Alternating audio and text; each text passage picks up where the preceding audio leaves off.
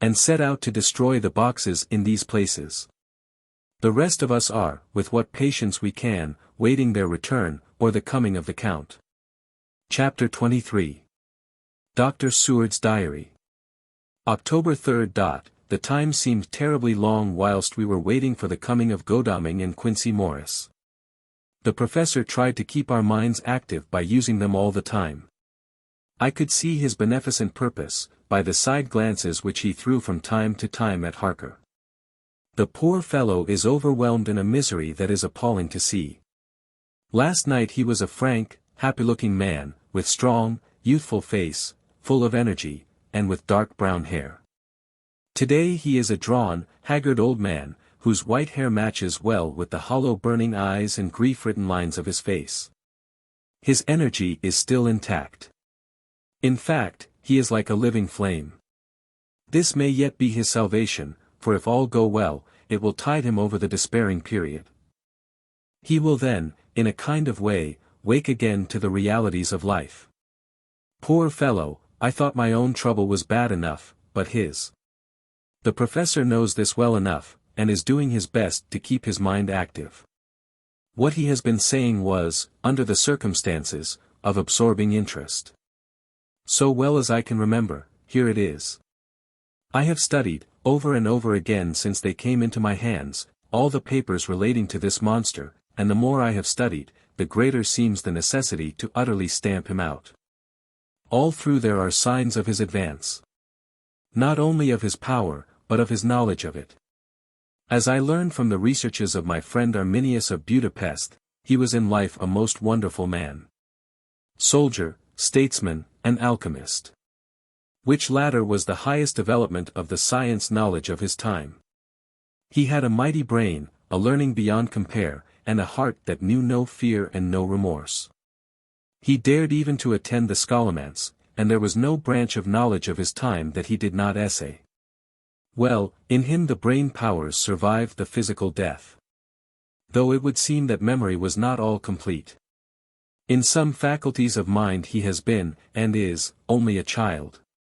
But he is growing, and some things that were childish at the first are now of man's stature. He is experimenting, and doing it well. And if it had not been that we have crossed his path he would be yet, he may be yet if we fail, the father or furtherer of a new order of beings, whose road must lead through death, not life. Harker groaned and said, and this is all arrayed against my darling. But how is he experimenting? The knowledge may help us to defeat him. He has all along, since his coming, been trying his power, slowly but surely. That big child brain of his is working. Well for us, it is as yet a child brain. For had he dared, at the first, to attempt certain things he would long ago have been beyond our power. However, he means to succeed, and a man who has centuries before him can afford to wait and to go slow. Festina lente may well be his motto. I fail to understand, said Harker wearily. Oh, do be more plain to me. Perhaps grief and trouble are dulling my brain. The professor laid his hand tenderly on his shoulder as he spoke. Ah, my child, I will be plain. Do you not see how, of late, this monster has been creeping into knowledge experimentally? How he has been making use of the zoophagous patient to effect his entry into friend John's home. For your vampire, though in all afterwards he can come when and how he will, must at the first make entry only when asked thereto by an inmate. But these are not his most important experiments. Do we not see how at the first all these so great boxes were moved by others? He knew not then but that must be so. But all the time that so great child brain of his was growing, and he began to consider whether he might not himself move the box. So he began to help. And then, when he found that this be all right, he tried to move them all alone. And so he progress, and he scatter these graves of him. And none but he know where they are hidden. He may have intend to bury them deep in the ground. So that only he use them in the night, or at such time as he can change his form, they do him equal well, and none may know these are his hiding place. But, my child, do not despair, this knowledge came to him just too late. Already all of his lairs but one be sterilized as for him. And before the sunset this shall be so. Then he have no place where he can move and hide. I delayed this morning that so we might be sure. Is there not more at stake for us than for him? Then why not be more careful than him? By my clock it is 1 hour and already, if all be well, friend Arthur and Quincy are on their way to us. Today is our day, and we must go sure, if slow, and lose no chance. See. There are 5 of us when those absent ones return. Whilst we were speaking we were startled by a knock at the hall door, the double postman's knock of the telegraph boy. We all moved out to the hall with one impulse, and Van Helsing, holding up his hand to us to keep silence, stepped to the door and opened it. The boy handed in a dispatch. The professor closed the door again, and after looking at the direction, opened it and read aloud. Look out for D. He has just now, 12:45, come from Carfax hurriedly and hastened towards the south. He seems to be going the round and may want to see you, Mina. There was a pause, broken by Jonathan Harker's voice. Now, God be thanked, we shall soon meet. Van Helsing turned to him quickly and said, God will act in his own way and time. Do not fear, and do not rejoice as yet. For what we wish for at the moment may be our own undoings. I care for nothing now, he answered hotly, except to wipe out this brute from the face of creation. I would sell my soul to do it. Oh, hush, hush, my child, said Van Helsing.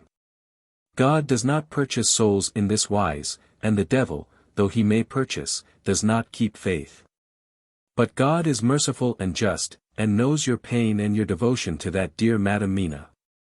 Think you, how her pain would be doubled, did she but hear your wild words. Do not fear any of us, we are all devoted to this cause, and today shall see the end. The time is coming for action. Today this vampire is limit to the powers of man, and till sunset he may not change. It will take him time to arrive here, see it is 20 minutes past 1, and there are yet some times before he can hither come, be he never so quick. What we must hope for is that my Lord Arthur and Quincy arrive first. About half an hour after we had received Mrs. Harker's telegram, there came a quiet, resolute knock at the hall door. It was just an ordinary knock, such as is given hourly by thousands of gentlemen, but it made the professor's heart and mind beat loudly. We looked at each other, and together moved out into the hall. We each held ready to use our various armaments, the spiritual in the left hand, the mortal in the right. Van Helsing pulled back the latch, and holding the door half open, stood back, having both hands ready for action. The gladness of our hearts must have shone upon our faces when on the step, close to the door, we saw Lord Godalming and Quincy Morris. They came quickly in and closed the door behind them, the former saying, as they moved along the hall. It is all right. We found both places. 6 boxes in each and we destroyed them all. Destroyed? Asked the professor. For him. We were silent for a minute, and then Quincy said, there's nothing to do but to wait here. If, however, he doesn't turn up by 5 o'clock, we must start off. For it won't do to leave Mrs. Harker alone after sunset. He will be here before long now, said Van Helsing, who had been consulting his pocketbook. Nota bene, in Madam's telegram he went south from Carfax. That means he went to cross the river, and he could only do so at slack of tide, which should be something before 1 o'clock. That he went south has a meaning for us. He is as yet only suspicious, and he went from Carfax first to the place where he would suspect interference least. You must have been at Bermondsey only a short time before him. That he is not here already shows that he went to Mile End next. This took him some time, for he would then have to be carried over the river in some way. Believe me, my friends, we shall not have long to wait now. We should have ready some plan of attack, so that we may throw away no chance. Hush, there is no time now. Have all your arms. Be ready.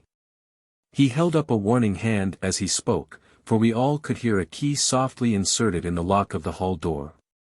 I could not but admire, even at such a moment, the way in which a dominant spirit asserted itself.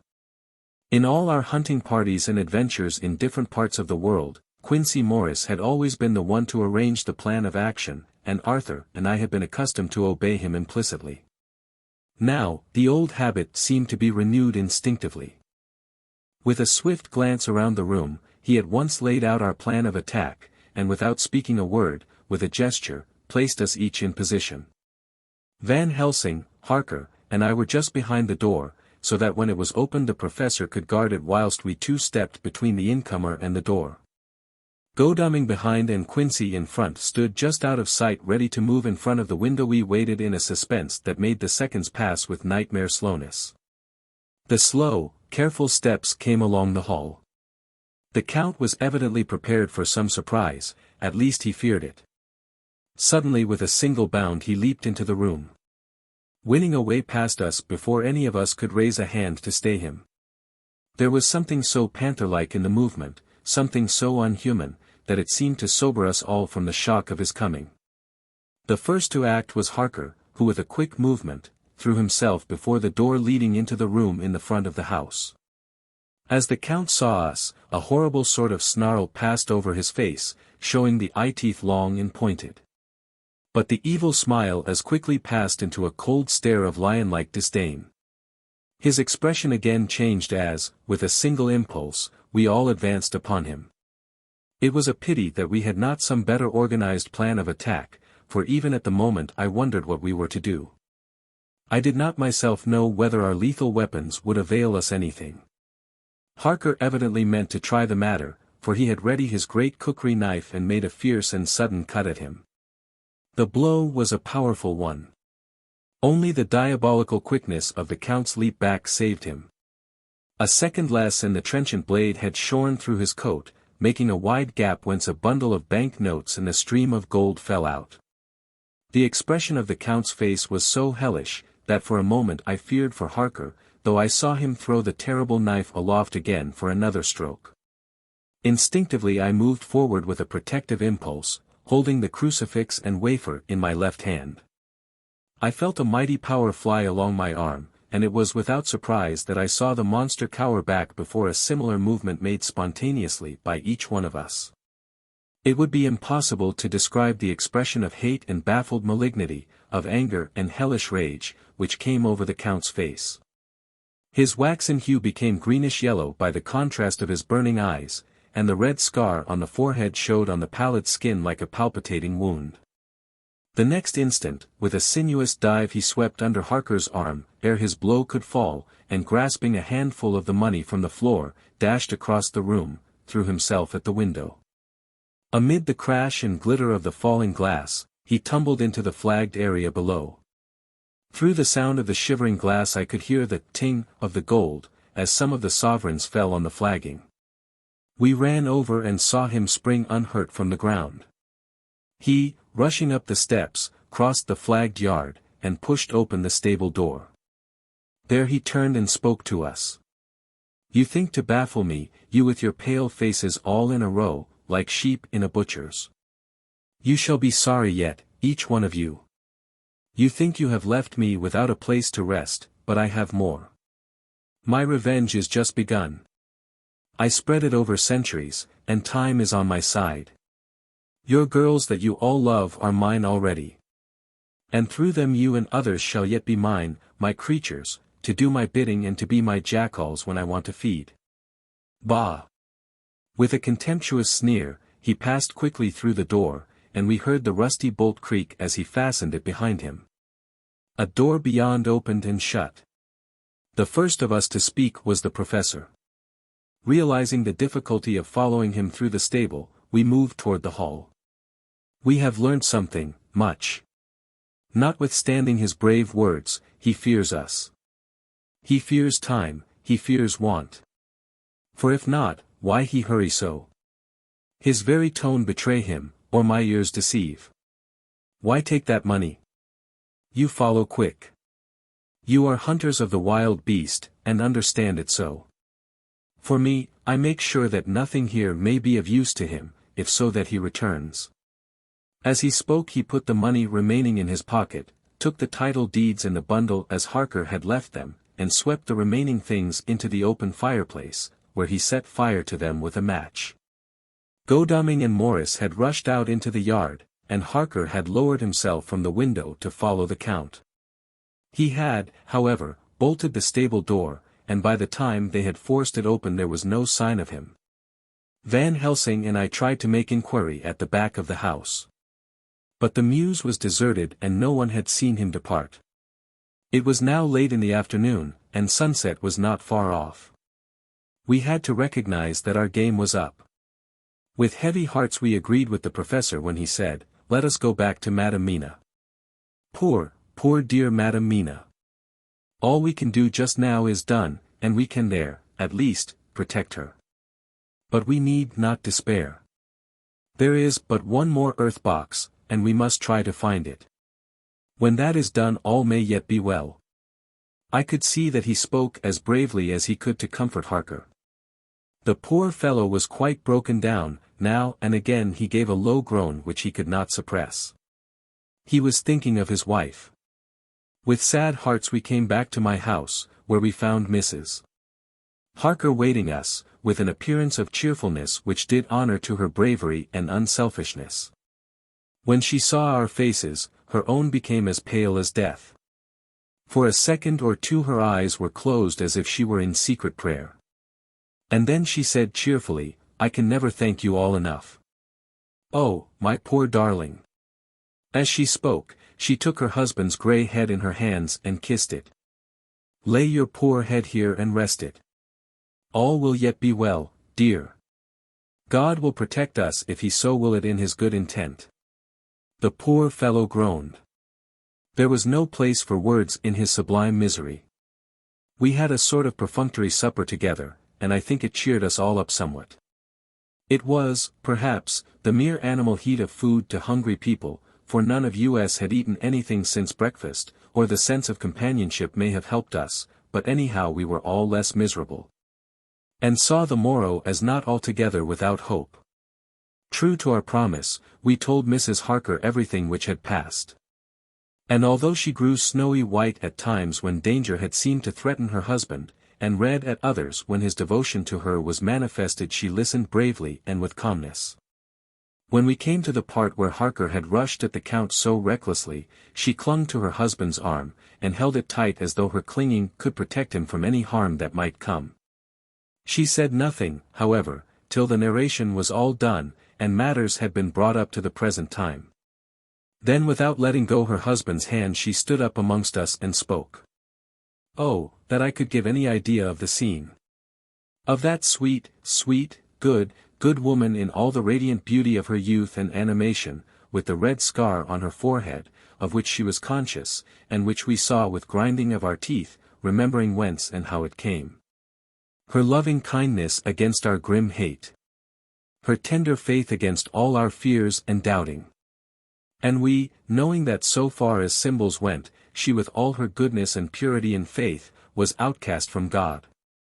"Jonathan," she said, and the word sounded like music on her lips, it was so full of love and tenderness, "Jonathan dear, and you all my true friends, I want you to bear something in mind through all this dreadful time. I know that you must fight. That you must destroy even as you destroyed the false Lucy so that the true Lucy might live hereafter. But it is not a work of hate. That poor soul who has wrought all this misery is the saddest case of all. Just think what will be his joy when he, too, is destroyed in his worser part, that his better part may have spiritual immortality. You must be pitiful to him, too, though it may not hold your hands from his destruction." As she spoke I could see her husband's face darken and draw together, as though the passion in him were shriveling his being to its core. Instinctively the clasp on his wife's hand grew closer, till his knuckles looked white. She did not flinch from the pain which I knew she must have suffered, but looked at him with eyes that were more appealing than ever. As she stopped speaking he leaped to his feet, almost tearing his hand from hers as he spoke. "May God give him into my hand just for long enough to destroy that earthly life of him which we are aiming at. If beyond it I could send his soul forever and ever to burning hell I would do it. Oh, hush! Oh, hush in the name of the good God. Don't say such things, Jonathan, my husband, or you will crush me with fear and horror. Just think, my dear. I have been thinking all this long, long day of it, that, perhaps, some day, I, too, may need such pity, and that some other like you, and with equal cause for anger, may deny it to me. Oh, my husband! My husband, indeed I would have spared you such a thought had there been another way. But I pray that God may not have treasured your wild words, except as the heart-broken wail of a very loving and sorely stricken man. Oh, God, let these poor white hairs go in evidence of what he has suffered, who all his life has done no wrong, and on whom so many sorrows have come. We men were all in tears now. There was no resisting them, and we wept openly. She wept, too, to see that her sweeter counsels had prevailed. Her husband flung himself on his knees beside her, and putting his arms round her, hid his face in the folds of her dress. Van Helsing beckoned to us and we stole out of the room, leaving the two loving hearts alone with their God. Before they retired the professor fixed up the room against any coming of the vampire, and assured Mrs. Harker that she might rest in peace. She tried to school herself to the belief, and manifestly for her husband's sake, tried to seem content. It was a brave struggle, and was, I think and believe, not without its reward. Van Helsing had placed at hand a bell which either of them was to sound in case of any emergency. When they had retired, Quincy, Godalming, and I arranged that we should sit up, dividing the night between us, and watch over the safety of the poor stricken lady. The first watch falls to Quincy, so the rest of us shall be off to bed as soon as we can. Godalming has already turned in, for his is the second watch. Now that my work is done I, too, shall go to bed. Jonathan Harker's Journal. 3 to 4 October, close to midnight. I thought yesterday would never end. There was over me a yearning for sleep, in some sort of blind belief that to wake would be to find things changed, and that any change must now be for the better. Before we parted, we discussed what our next step was to be, but we could arrive at no result. All we knew was that one earth box remained, and that the Count alone knew where it was. If he chooses to lie hidden, he may baffle us for years. And in the meantime, the thought is too horrible, I dare not think of it even now. This I know, that if ever there was a woman who was all perfection, that one is my poor wronged darling. I loved her 1,000 times more for her sweet pity of last night, a pity that made my own hate of the monster seem despicable. Surely God will not permit the world to be the poorer by the loss of such a creature. This is hope to me. We are all drifting reefwards now, and faith is our only anchor. Thank God. Mina is sleeping, and sleeping without dreams. I fear what her dreams might be like, with such terrible memories to ground them in. She has not been so calm, within my seeing, since the sunset. Then, for a while, there came over her face a repose which was like spring after the blasts of March. I thought at the time that it was the softness of the red sunset on her face, but somehow now I think it has a deeper meaning. I am not sleepy myself, though I am weary, weary to death. However, I must try to sleep. For there is tomorrow to think of, and there is no rest for me until. Later, I must have fallen asleep, for I was awakened by Mina, who was sitting up in bed, with a startled look on her face. I could see easily, for we did not leave the room in darkness. She had placed a warning hand over my mouth, and now she whispered in my ear, "Hush.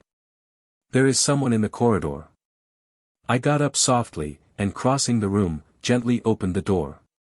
Just outside, stretched on a mattress, lay Mr. Morris, wide awake. He raised a warning hand for silence as he whispered to me, "Hush. Go back to bed. It is all right. One of us will be here all night. We don't mean to take any chances." His look and gesture forbade discussion, so I came back and told Mina. She sighed and positively a shadow of a smile stole over her poor, pale face as she put her arms round me and said softly, "Oh, thank God for good brave men." With a sigh she sank back again to sleep. I write this now as I am not sleepy, though I must try again. October 4th, morning. Once again during the night I was wakened by Mina. This time we had all had a good sleep, for the grey of the coming dawn was making the windows into sharp oblongs, and the gas flame was like a speck rather than a disk of light. She said to me hurriedly, "Go, call the professor. I want to see him at once." "Why?" I asked. "I have an idea. I suppose it must have come in the night, and matured without my knowing it. He must hypnotize me before the dawn, and then I shall be able to speak. Go quick, dearest, the time is getting close." I went to the door. Dr. Seward was resting on the mattress, and seeing me, he sprang to his feet. "Is anything wrong?" he asked, in alarm. "No," I replied. "But Mina wants to see Dr. Van Helsing at once." "I will go," he said, and hurried into the professor's room.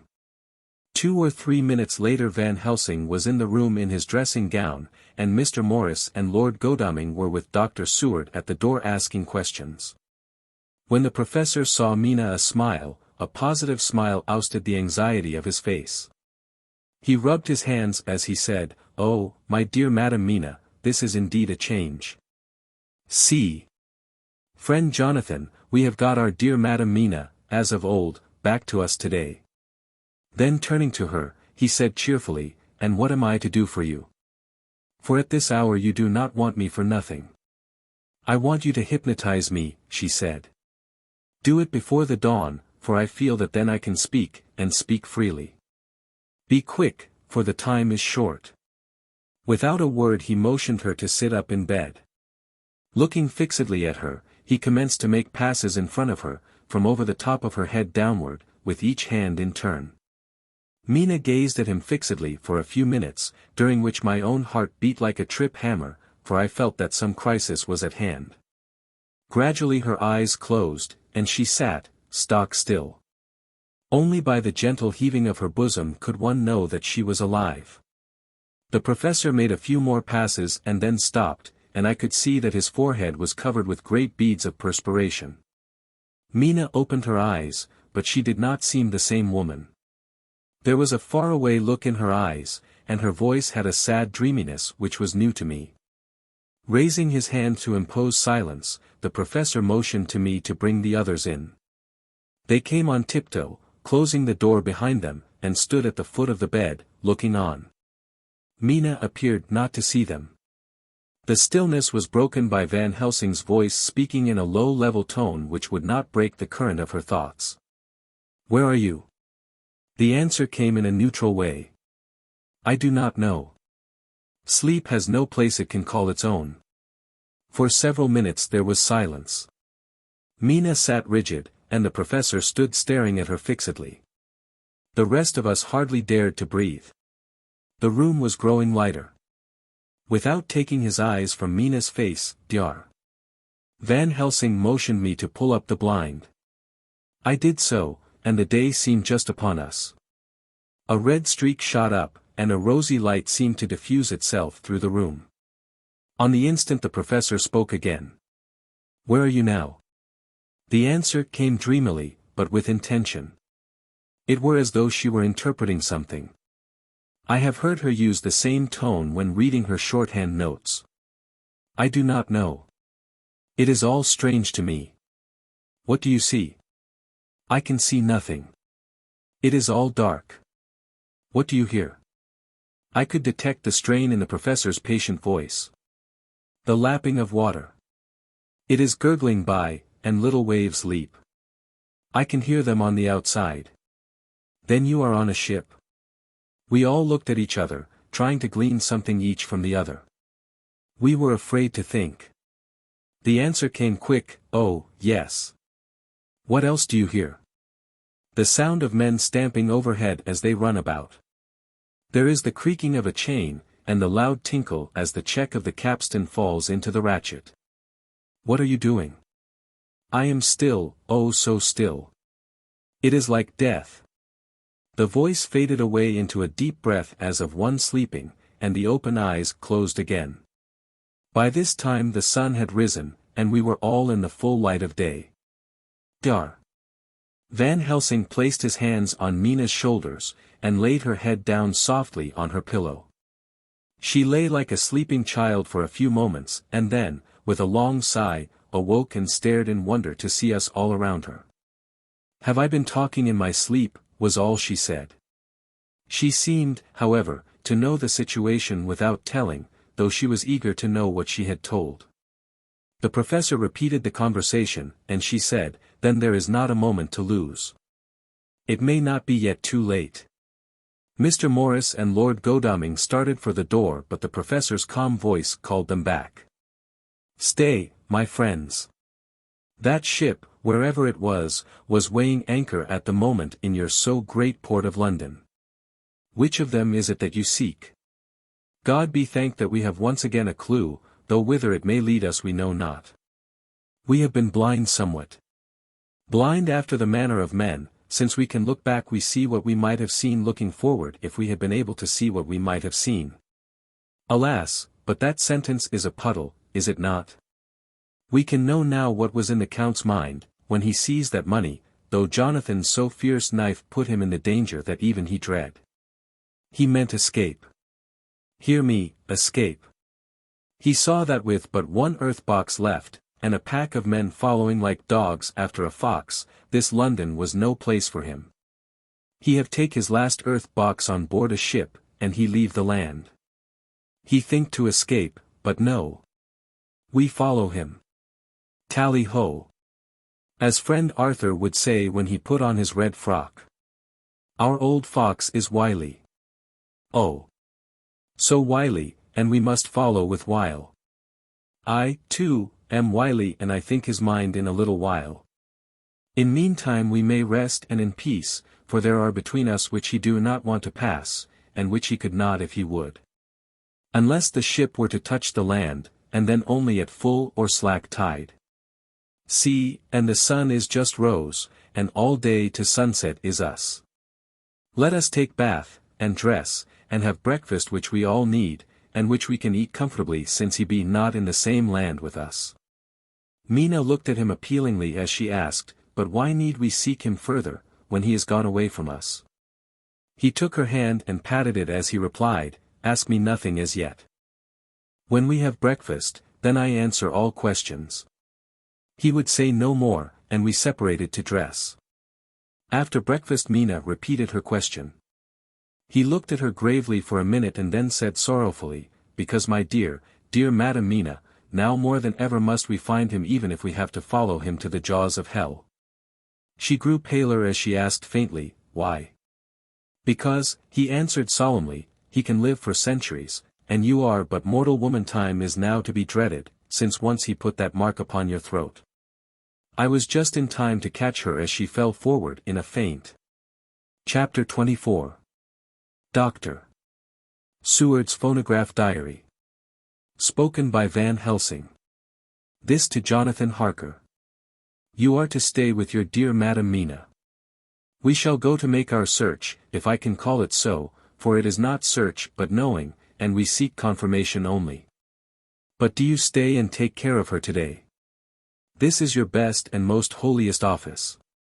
This day nothing can find him here.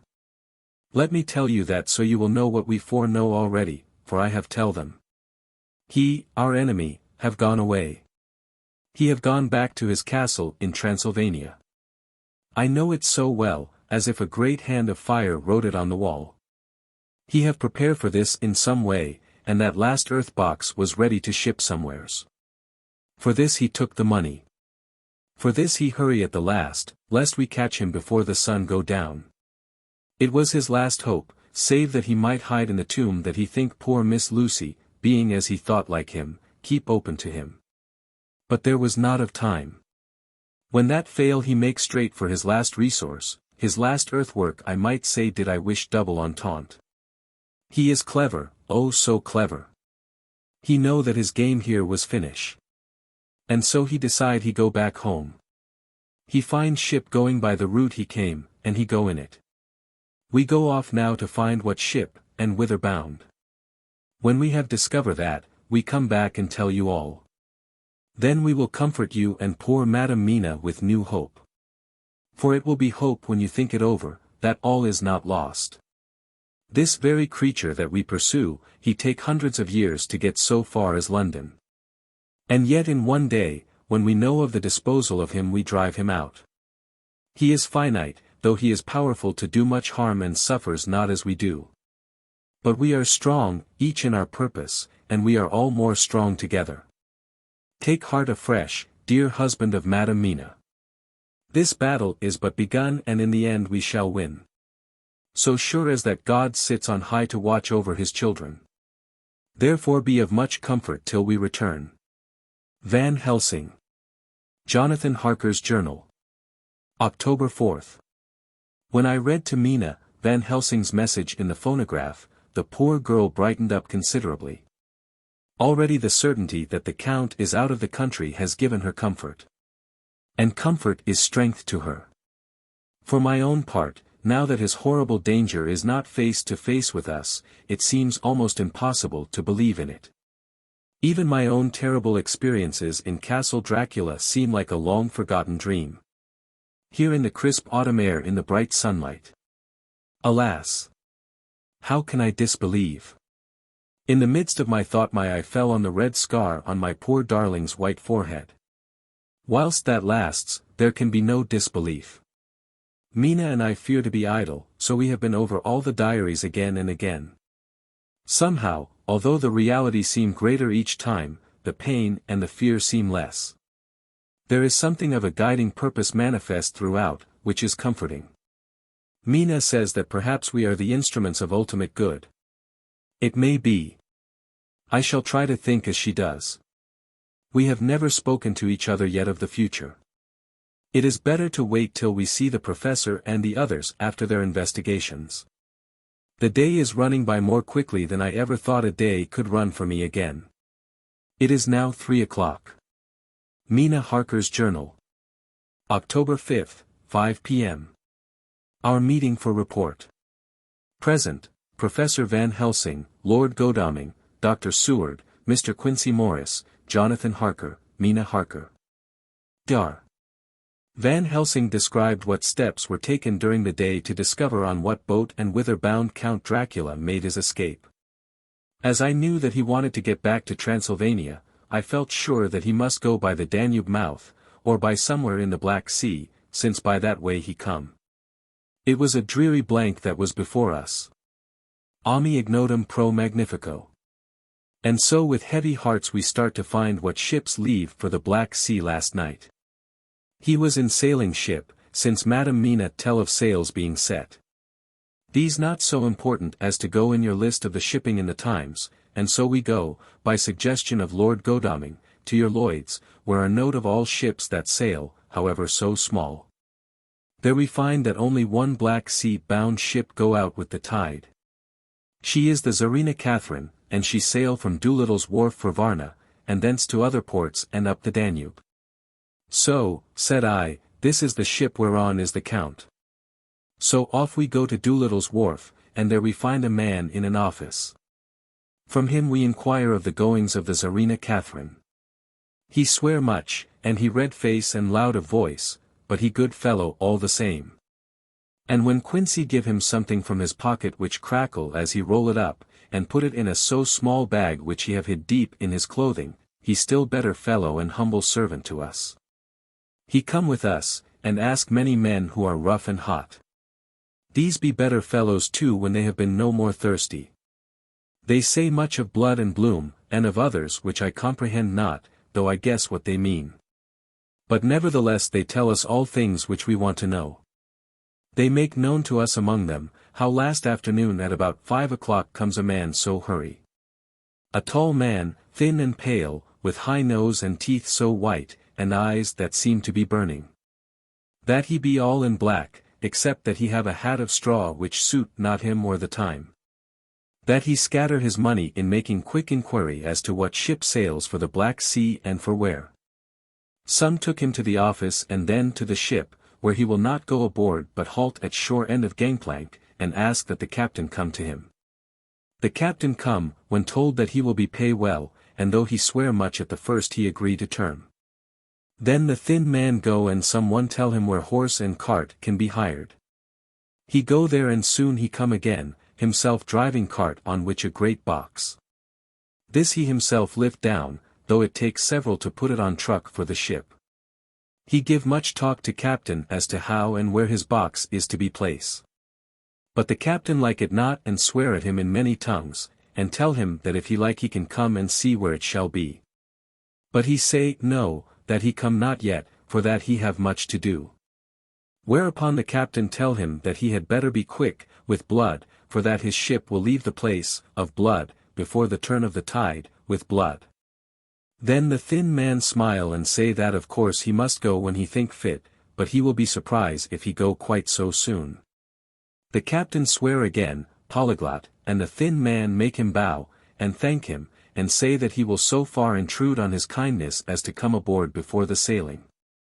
Final the captain, more red than ever, and in more tongues, tell him that he doesn't want no Frenchmen, with bloom upon them and also with blood, in his ship, with blood on her also. And so, after asking where he might purchase ship forms, he departed. No one knew where he went or Bloomin well cared, as they said, for they had something else to think of, well with blood again. For it soon became apparent to all that the Tsarina Catherine would not sail as was expected. A thin mist began to creep up from the river, and it grew, and grew. Till soon a dense fog enveloped the ship and all around her. The captain swore polyglot, very polyglot, polyglot with bloom and blood, but he could do nothing. The water rose, and he began to fear that he would lose the tide altogether. He was in no friendly mood, when just at full tide, the thin man came up the gangplank again and asked to see where his box had been stowed. Then the captain replied that he wished that he and his box, old and with much bloom and blood, were in hell. But the thin man did not be offend, and went down with the mate and saw where it was placed, and came up and stood a while on deck in fog. He must have come off by himself, for none notice him. Indeed they thought not of him, for soon the fog began to melt away, and all was clear again. My friends of the thirst and the language that was of bloom and blood laughed, as they told how the captain's swears exceeded even his usual polyglot, and was more than ever full of picturesque. When on questioning other mariners who were on movement up and down the river that hour, he found that few of them had seen any of fog at all, except where it lay round the wharf. However, the ship went out on the ebb tide, and was doubtless by morning far down the river mouth. She was then, when they told us, well out to sea. And so, my dear Madam Mina, it is that we have to rest for a time, for our enemy is on the sea, with the fog at his command, on his way to the Danube mouth. To sail a ship takes time, go she never so quick. And when we start to go on land more quick, and we meet him there. Our best hope is to come on him when in the box between sunrise and sunset.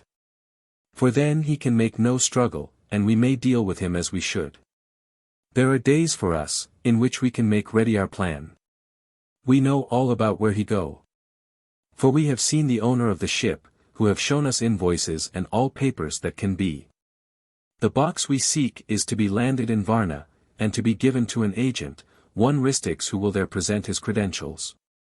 And so our merchant friend will have done his part. When he asks if there be any wrong, for that so, he can telegraph and have inquiry made at Varna, we say, no, for what is to be done is not for police or of the customs. It must be done by us alone and in our own way. When Dr. Van Helsing had done speaking, I asked him if he were certain that the Count had remained on board the ship. He replied, we have the best proof of that, your own evidence, when in the hypnotic trance this morning. I asked him again if it were really necessary that they should pursue the Count, for I dread Jonathan leaving me, and I know that he would surely go if the others went. He answered in growing passion, at first quietly. As he went on, however, he grew more angry and more forceful, till in the end we could not but see wherein was at least some of that personal dominance which made him so long a master amongst men. Yes, it is necessary, necessary, necessary. For your sake in the first, and then for the sake of humanity. This monster has done much harm already, in the narrow scope where he find himself, and in a short time when as yet he was only as a body groping his so small measure in darkness and not knowing. All this have I told these others. You, my dear Madam Mina, will learn it in the phonograph of my friend John, or in that of your husband. I have told them how the measure of leaving his own barren land, barren of peoples, and coming to a new land where life of man teems till they are like the multitude of standing corn, was the work of centuries. Were another of the undead, like him, to try to do what he has done, perhaps not all the centuries of the world that have been, or that will be, could aid him. With this one, all the forces of nature that are occult and deep and strong must have worked together in some wondrous way. The very place, where he have been alive, undead for all these centuries, is full of strangeness of the geologic and chemical world. There are deep caverns and fissures that reach none know whither. There have been volcanoes, some of whose openings still send out waters of strange properties, and gases that kill or make to vivify. Doubtless, there is something magnetic or electric in some of these combinations of occult forces which work for physical life in strange way, and in himself were from the first some great qualities. In a hard and warlike time he was celebrate that he have more iron nerve, more subtle brain, more braver heart, than any man. In him some vital principle have in strange way found their utmost. And as his body keep strong and grow and thrive, so his brain grow too. All this without that diabolic aid which is surely to him. For it have to yield to the powers that come from, and are, symbolic of good. And now this is what he is to us. He have infect you, oh forgive me, my dear, that I must say such, but it is for good of you that I speak. He infect you in such wise, that even if he do no more, you have only to live in your own old, sweet way, and so in time, death, which is of man's common lot and with God's sanction, shall make you like to him. This must not be. We have sworn together that it must not. Thus are we ministers of God's own wish. That the world, and men for whom his Son died, will not be given over to monsters, whose very existence would defame him. He have allowed us to redeem one soul already, and we go out as the old knights of the cross to redeem more. Like them we shall travel towards the sunrise. And like them, if we fall in good cause. He paused and I said, but will not the Count take his rebuff wisely? Since he has been driven from England, will he not avoid it, as a tiger does the village from which he has been hunted? Aha! He said, your simile of the tiger good, for me, and I shall adopt him. Your man-eater, as they of India call the tiger who has once tasted blood of the human, care no more for the other prey, but prowl unceasing till he get him. This that we hunt from our village is a tiger, too, a man-eater, and he never cease to prowl. Nay, in himself he is not one to retire and stay afar.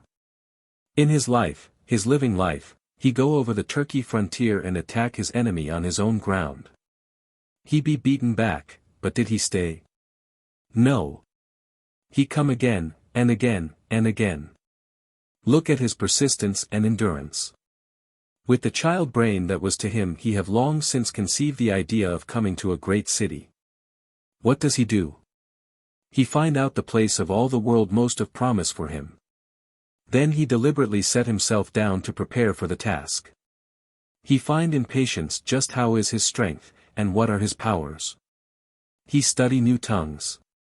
He learn new social life, new environment of old ways, the politics, the law, the finance, the science, the habit of a new land and a new people who have come to be since he was.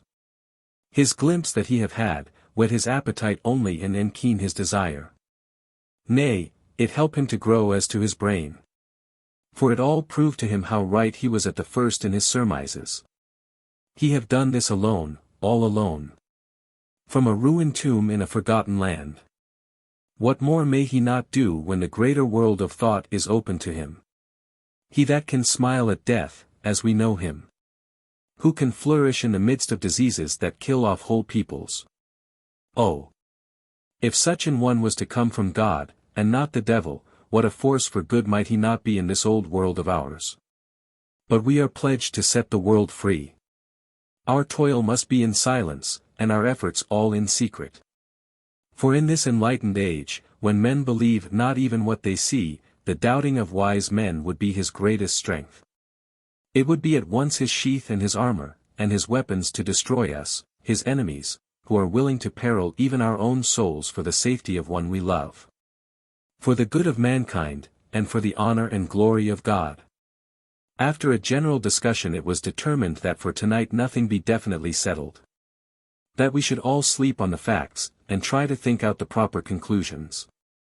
Tomorrow, at breakfast, we are to meet again, and after making our conclusions known to one another, we shall decide on some definite cause of action. I feel a wonderful peace and rest tonight. It is as if some haunting presence were removed from me. Perhaps. My surmise was not finished, could not be, for I caught sight in the mirror of the red mark upon my forehead, and I knew that I was still unclean. Dr. Seward's Diary. October 5th. We all arose early, and I think that sleep did much for each and all of us. When we met at early breakfast there was more general cheerfulness than any of us had ever expected to experience again. It is really wonderful how much resilience there is in human nature. Let any obstructing cause, no matter what, be removed in any way, even by death, and we fly back to first principles of hope and enjoyment. More than once as we sat around the table, my eyes opened in wonder whether the whole of the past days had not been a dream. It was only when I caught sight of the red blotch on Mrs. Harker's forehead that I was brought back to reality. Even now, when I am gravely revolving the matter, it is almost impossible to realize that the cause of all our trouble is still existent. Even Mrs. Harker seems to lose sight of her trouble for whole spells. It is only now and again, when something recalls it to her mind, that she thinks of her terrible scar. We are to meet here in my study in half an hour and decide on our course of action. I see only one immediate difficulty, I know it by instinct rather than reason. We shall all have to speak frankly. And yet I fear that in some mysterious way poor Mrs. Harker's tongue is tied. I know that she forms conclusions of her own, and from all that has been I can guess how brilliant and how true they must be. But she will not, or cannot, give them utterance. I have mentioned this to Van Helsing, and he and I are to talk it over when we are alone. I suppose it is some of that horrid poison which has got into her veins beginning to work. The Count had his own purposes when he gave her what Van Helsing called the vampire's baptism of blood. Well, there may be a poison that distills itself out of good things. In an age when the existence of ptomaines is a mystery we should not wonder at anything. One thing I know, that if my instinct be true regarding poor Mrs. Harker's silences, then there is a terrible difficulty, an unknown danger, in the work before us. The same power that compels her silence may compel her speech. I dare not think further, for so I should in my thoughts dishonor a noble woman. Later. When the professor came in, we talked over the state of things. I could see that he had something on his mind, which he wanted to say, but felt some hesitancy about broaching the subject. After beating about the bush a little, he said, "Friend John, there is something that you and I must talk of alone, just at the first at any rate. Later, we may have to take the others into our confidence." Then he stopped, so I waited. He went on, "Madam Mina, our poor, dear Madam Mina, is changing." A cold shiver ran through me to find my worst fears thus endorsed. Van Helsing continued. "With the sad experience of Miss Lucy, we must this time be warned before things go too far. Our task is now in reality more difficult than ever, and this new trouble makes every hour of the direst importance. I can see the characteristics of the vampire coming in her face. It is now but very, very slight. But it is to be seen if we have eyes to notice without prejudge. Her teeth are sharper, and at times her eyes are more hard. But these are not all, there is to her the silence now often, as so it was with Miss Lucy. She did not speak, even when she wrote that which she wished to be known later. Now my fear is this. If it be that she can, by our hypnotic trance, tell what the Count see and hear, is it not more true that he who have hypnotized her first, and who have drink of her very blood and make her drink of his, should if he will compel her mind to disclose to him that which she know? I nodded acquiescence. He went on, then, what we must do is to prevent this. We must keep her ignorant of our intent, and so she cannot tell what she know not. This is a painful task. Oh, so painful that it heartbreak me to think of it, but it must be. When today we meet, I must tell her that for reason which we will not to speak she must not more be of our counsel, but be simply guarded by us. He wiped his forehead, which had broken out in profuse perspiration at the thought of the pain which he might have to inflict upon the poor soul already so tortured. I knew that it would be some sort of comfort to him if I told him that I also had come to the same conclusion. For at any rate it would take away the pain of doubt. I told him, and the effect was as I expected. It is now close to the time of our general gathering. Van Helsing has gone away to prepare for the meeting, and his painful part of it. I really believe his purpose is to be able to pray alone. Later. At the very outset of our meeting a great personal relief was experienced by both Van Helsing and myself. Mrs. Harker had sent a message by her husband to say that she would not join us at present, as she thought it better that we should be free to discuss our movements without her presence to embarrass us. The professor and I looked at each other for an instant, and somehow we both seemed relieved. For my own part, I thought that if Mrs. Harker realized the danger herself, it was much pain as well as much danger averted. Under the circumstances we agreed, by a questioning look and answer, with finger on lip, to preserve silence in our suspicions, until we should have been able to confer alone again. We went at once into our plan of campaign. Van Helsing roughly put the facts before us first. The Tsarina Catherine left the Thames yesterday morning. It will take her at the quickest speed she has ever made at least 3 weeks to reach Varna. But we can travel overland to the same place in 3 days. Now, if we allow for 2 days less for the ship's voyage, owing to such weather influences as we know that the Count can bring to bear, and if we allow a whole day and night for any delays which may occur to us, then we have a margin of nearly 2 weeks. Thus, in order to be quite safe, we must leave here on 17th at latest. Then we shall at any rate be in Varna a day before the ship arrives, and able to make such preparations as may be necessary. Of course we shall all go armed against evil things, spiritual as well as physical. Here Quincy Morris added, I understand that the Count comes from a wolf country, and it may be that he shall get there before us. I propose that we add Winchesters to our armament. I have a kind of belief in a Winchester when there is any trouble of that sort around. Do you remember, Art, when we had the pack after us at Tobolsk? What wouldn't we have given then for a repeater apiece? Good, said Van Helsing, Winchesters it shall be. Quincy's head is level at times, but most so when there is to hunt, metaphor be more dishonor to science than wolves be of danger to man. In the meantime we can do nothing here. And as I think that Varna is not familiar to any of us, why not go there more soon? It is as long to wait here as there. Tonight and tomorrow we can get ready, and then if all be well, we 4 can set out on our journey. We 4, said Harker interrogatively, looking from one to another of us. Of course, answered the professor quickly. You must remain to take care of your so sweet wife. Harker was silent for a while and then said in a hollow voice, let us talk of that part of it in the morning. I want to consult with Mina. I thought that now was the time for Van Helsing to warn him not to disclose our plan to her, but he took no notice. I looked at him significantly and coughed. For answer he put his finger to his lips and turned away. Jonathan Harker's Journal. October, afternoon. For some time after our meeting this morning I could not think. The new phases of things leave my mind in a state of wonder which allows no room for active thought.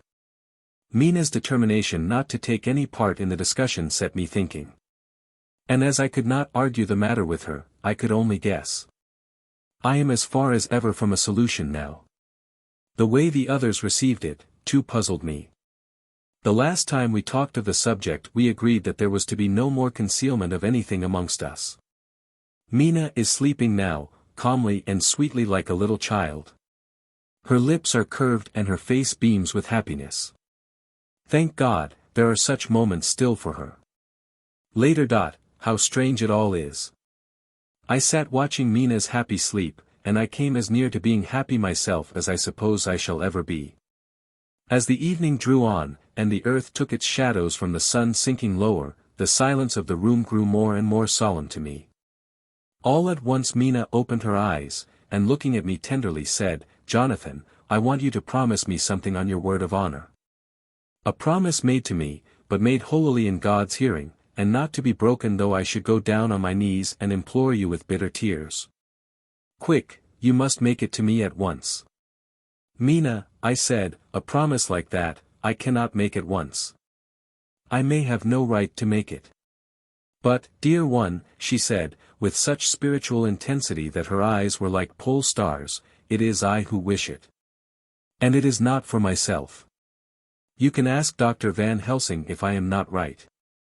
If he disagrees you may do as you will. Nay, more if you all agree, later you are absolved from the promise." "I promise," I said, and for a moment she looked supremely happy. Though to me all happiness for her was denied by the red scar on her forehead. She said, "Promise me that you will not tell me anything of the plans formed for the campaign against the Count. Not by word, or inference, or implication, not at any time whilst this remains to me." And she solemnly pointed to the scar. I saw that she was in earnest, and said solemnly, "I promise." And as I said it I felt that from that instant a door had been shut between us. Later, midnight. Mina has been bright and cheerful all the evening. So much so that all the rest seemed to take courage, as if infected somewhat with her gaiety. As a result even I myself felt as if the pall of gloom which weighs us down were somewhat lifted. We all retired early. Mina is now sleeping like a little child. It is a wonderful thing that her faculty of sleep remains to her in the midst of her terrible trouble. Thank God for it, for then at least she can forget her care. Perhaps her example may affect me as her gaiety did tonight. I shall try it. Oh, for a dreamless sleep. October 6th, morning. Another surprise. Mina woke me early, about the same time as yesterday, and asked me to bring Dr. Van Helsing. I thought that it was another occasion for hypnotism, and without question went for the professor. He had evidently expected some such call, for I found him dressed in his room. His door was ajar, so that he could hear the opening of the door of our room.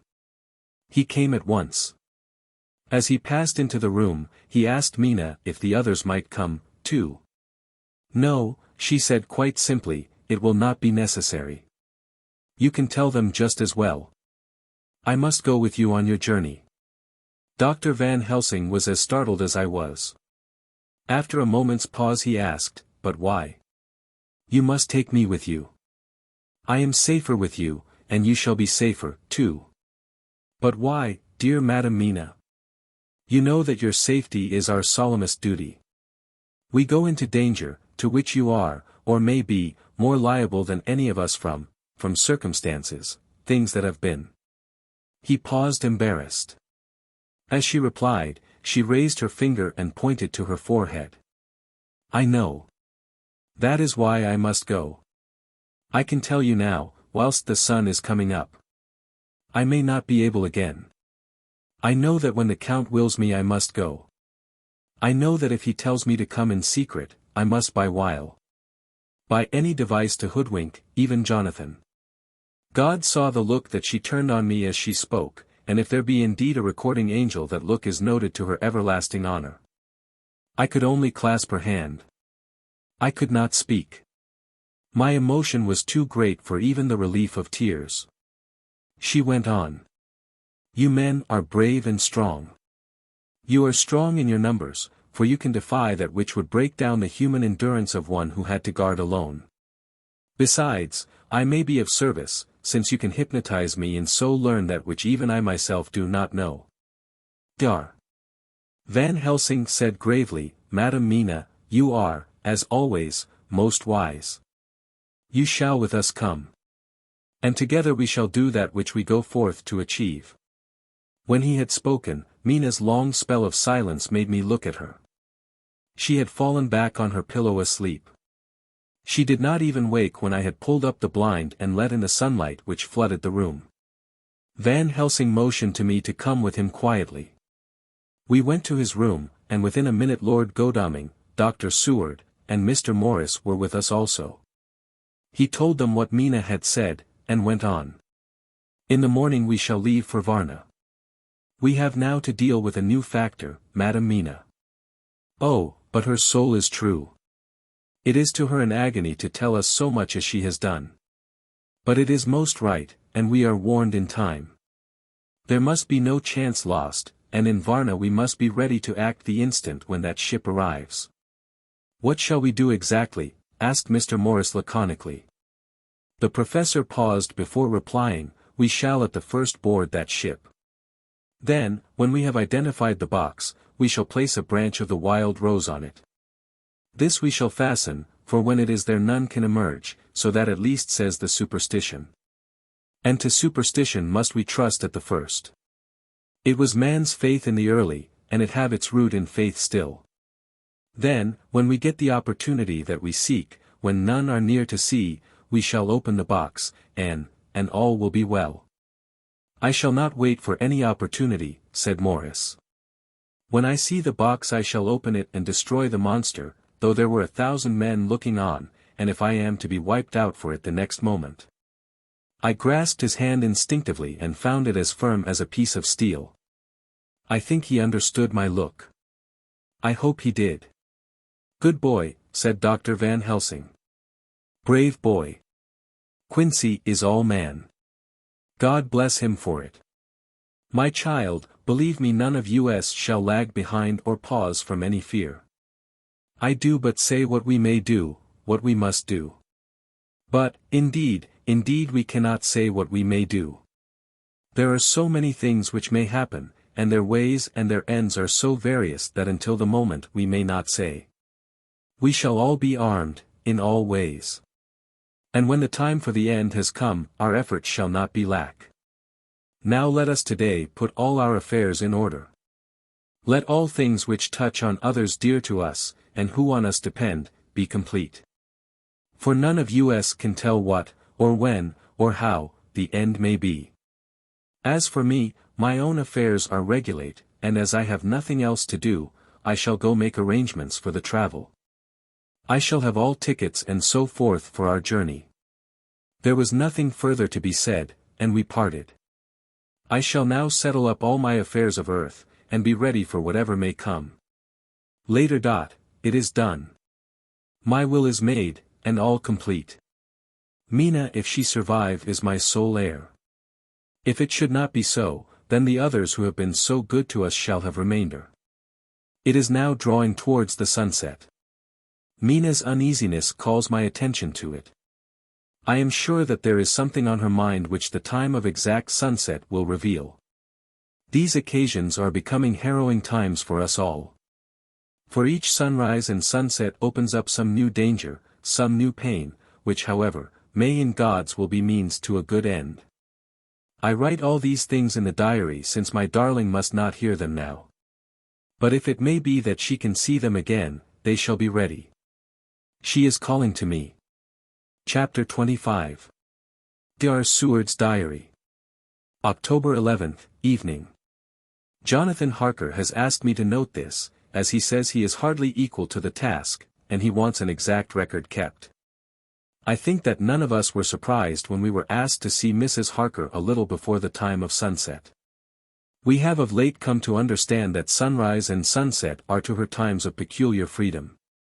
When her old self can be manifest without any controlling force subduing or restraining her, or inciting her to action.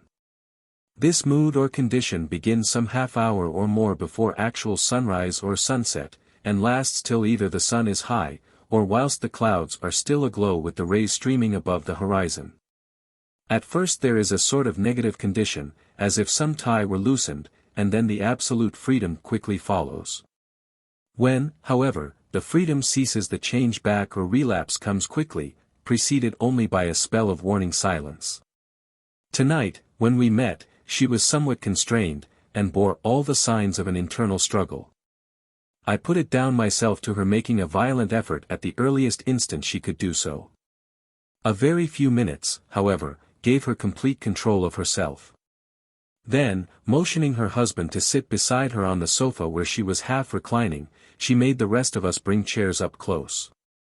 Taking her husband's hand in hers, she began, "We are all here together in freedom, for perhaps the last time. I know that you will always be with me to the end." This was to her husband, whose hand had, as we could see, tightened upon her. "In the morning we go out upon our task, and God alone knows what may be in store for any of us. You are going to be so good to me to take me with you. I know that all that brave earnest men can do for a poor weak woman, whose soul perhaps is lost, no, not yet, but is at any rate at stake, you will do. But you must remember that I am not as you are. There is a poison in my blood, in my soul, which may destroy me, which must destroy me, unless some relief comes to us. Oh, my friends, you know as well as I do, that my soul is at stake. And though I know there is one way out for me, you must not and I must not take it." She looked appealingly to us all in turn, beginning and ending with her husband. "What is that way?" asked Van Helsing in a hoarse voice. "What is that way, which we must not, may not, take? That I may die now, either by my own hand or that of another, before the greater evil is entirely wrought. I know, and you know, that were I once dead you could and would set free my immortal spirit, even as you did my poor Lucy's. Were death, or the fear of death, the only thing that stood in the way, I would not shrink to die here now, amidst the friends who love me.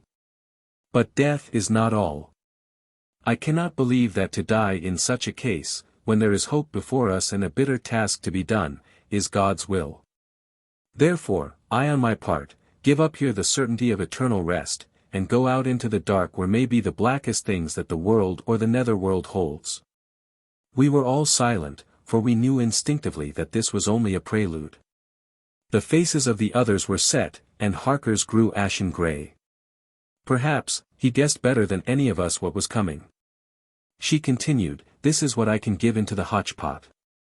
I could not but note the quaint legal phrase which she used in such a place, and with all seriousness. "What will each of you give?" "Your lives I know," she went on quickly, "that is easy for brave men. Your lives are God's, and you can give them back to him, but what will you give to me?" She looked again questioningly, but this time avoided her husband's face. Quincy seemed to understand, he nodded, and her face lit up. "Then I shall tell you plainly what I want, for there must be no doubtful matter in this connection between us now. You must promise me, one and all, even you, my beloved husband, that should the time come, you will kill me." "What is that time?" The voice was Quincy's, but it was low and strained. "When you shall be convinced that I am so changed that it is better that I die that I may live. When I am thus dead in the flesh, then you will, without a moment's delay, drive a stake through me and cut off my head, or do whatever else may be wanting to give me rest." Quincy was the first to rise after the pause. He knelt down before her and taking her hand in his said solemnly, "I'm only a rough fellow, who hasn't, perhaps, lived as a man should to win such a distinction, but I swear to you by all that I hold sacred and dear that, should the time ever come, I shall not flinch from the duty that you have set us. And I promise you, too, that I shall make all certain, for if I am only doubtful I shall take it that the time has come." "My true friend," was all she could say amid her fast-falling tears, as bending over, she kissed his hand. "I swear the same, my dear Madam Mina," said Van Helsing. "And I," said Lord Godalming, each of them in turn kneeling to her to take the oath. I followed, myself. Then her husband turned to her wan-eyed and with a greenish pallor which subdued the snowy whiteness of his hair, and asked, "And must I, too, make such a promise, oh, my wife?"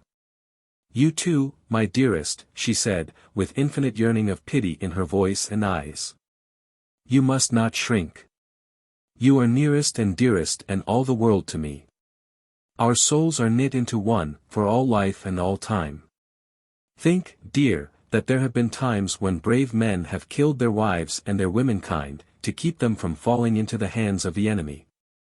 Their hands did not falter any the more because those that they loved implored them to slay them. It is men's duty towards those whom they love, in such times of sore trial.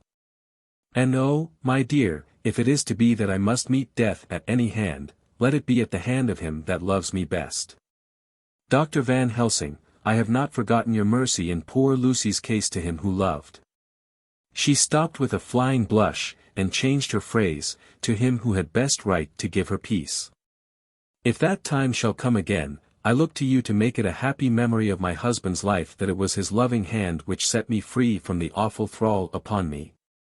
Again I swear, came the professor's resonant voice. Mrs. Harker smiled, positively smiled, as with a sigh of relief she leaned back and said, and now one word of warning, a warning which you must never forget. This time, if it ever come, may come quickly and unexpectedly, and in such case you must lose no time in using your opportunity. At such a time I myself might be, nay, if the time ever come, shall be, leagued with your enemy against you.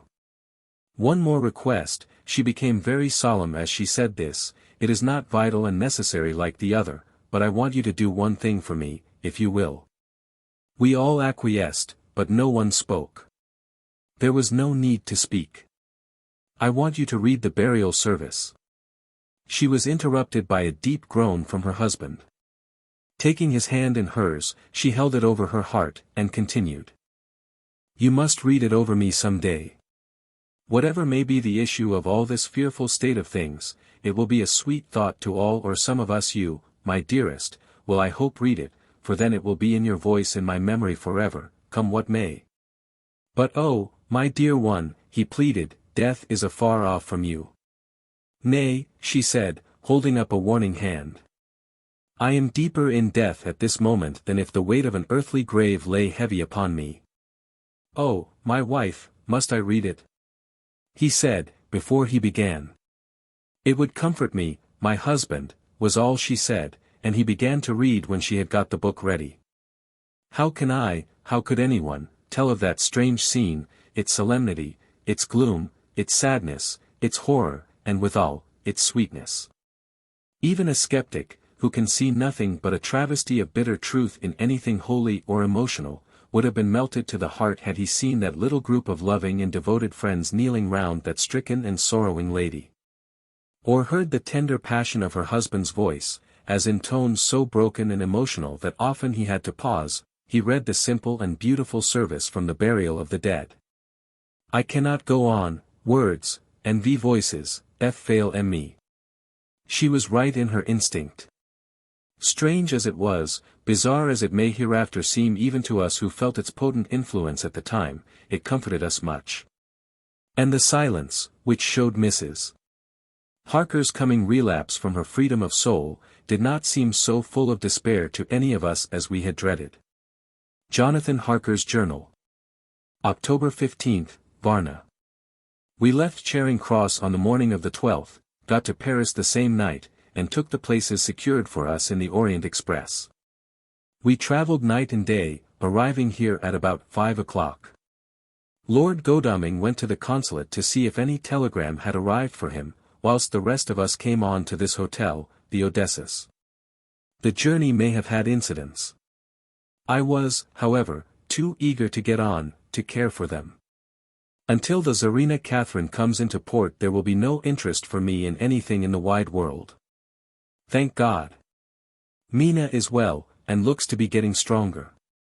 Her color is coming back. She sleeps a great deal. Throughout the journey she slept nearly all the time. Before sunrise and sunset, however, she is very wakeful and alert. And it has become a habit for Van Helsing to hypnotize her at such times.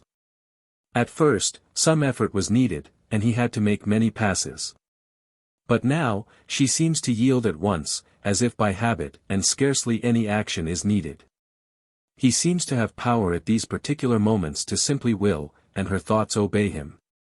He always asks her what she can see and hear. She answers to the first, nothing, all is dark.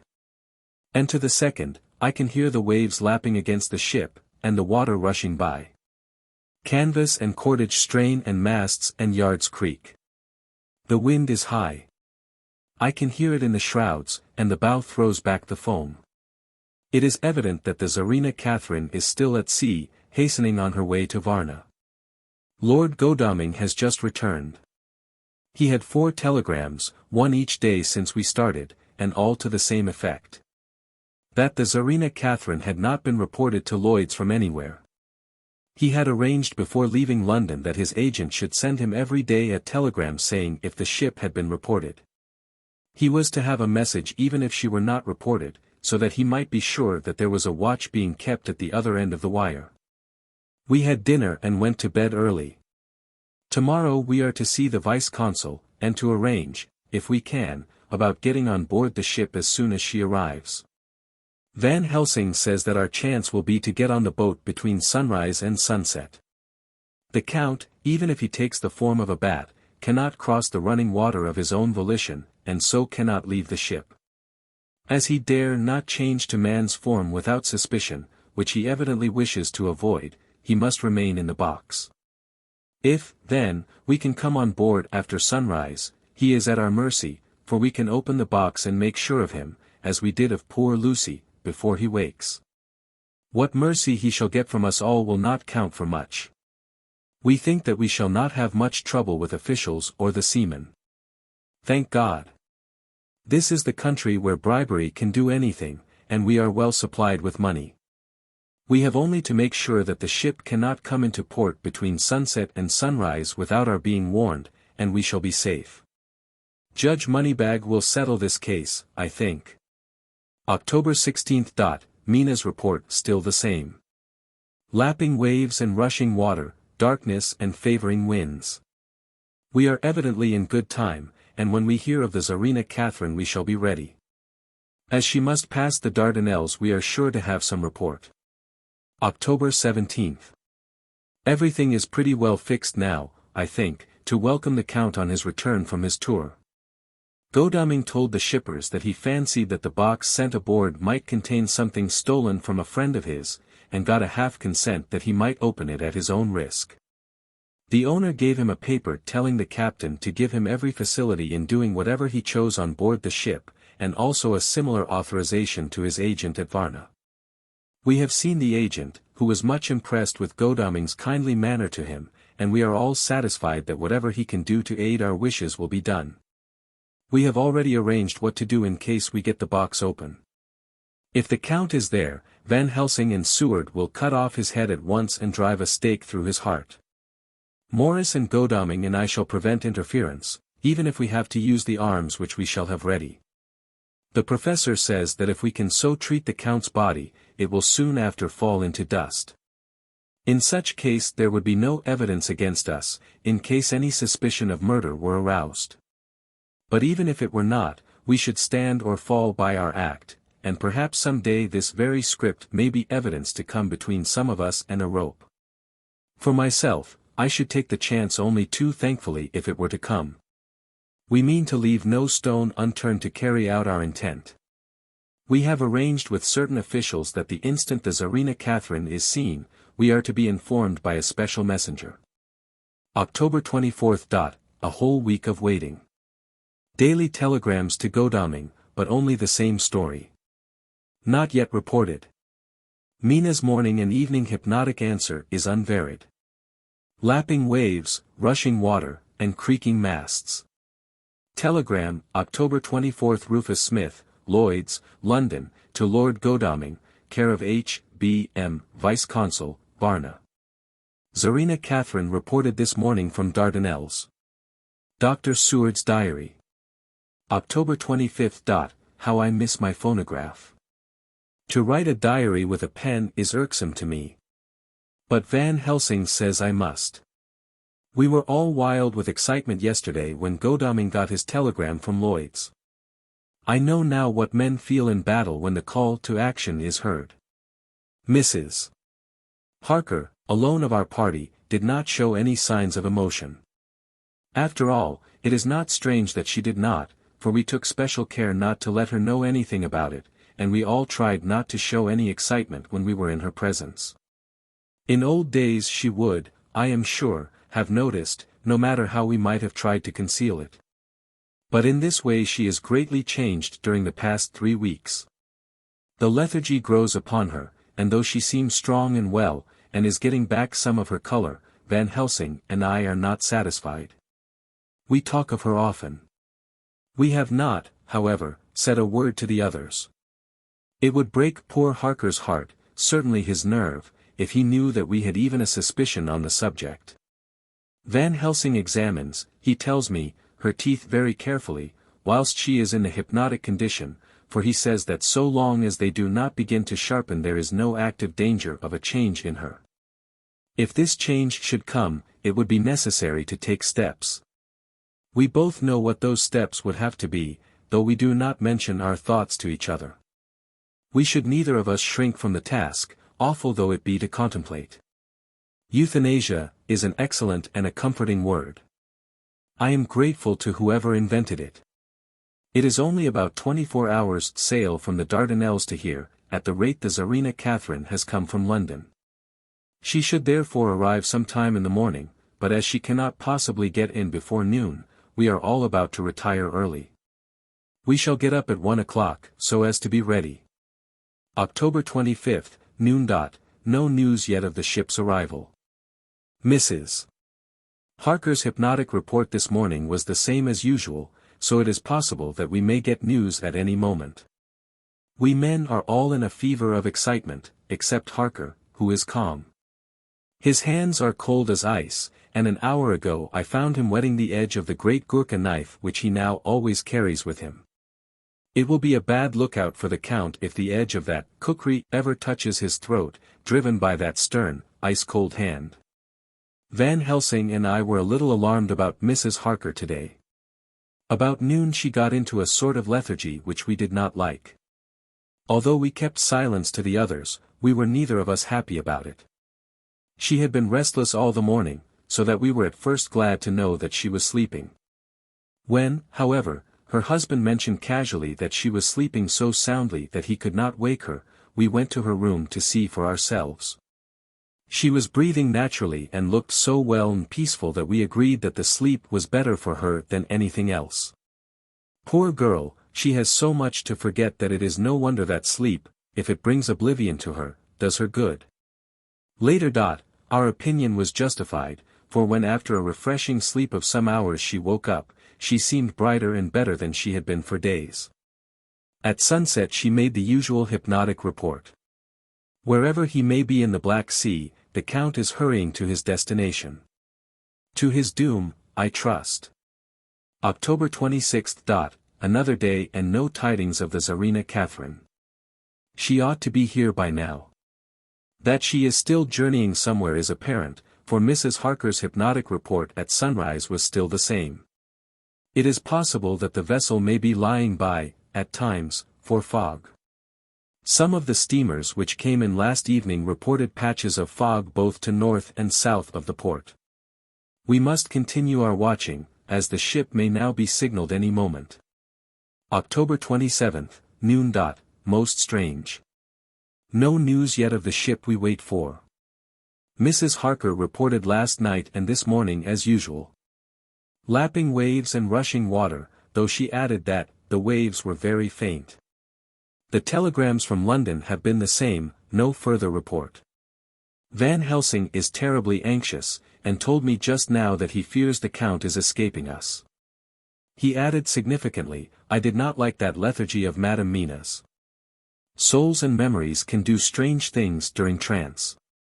I was about to ask him more, but Harker just then came in, and he held up a warning hand. We must try tonight at sunset to make her speak more fully when in her hypnotic state. October 28th. Telegram. Rufus Smith, London, to Lord Godalming, Care H.B. M. Vice-Consul, Varna. Tsarina Catherine reported entering Galatz at 1 o'clock today. Dr. Seward's Diary.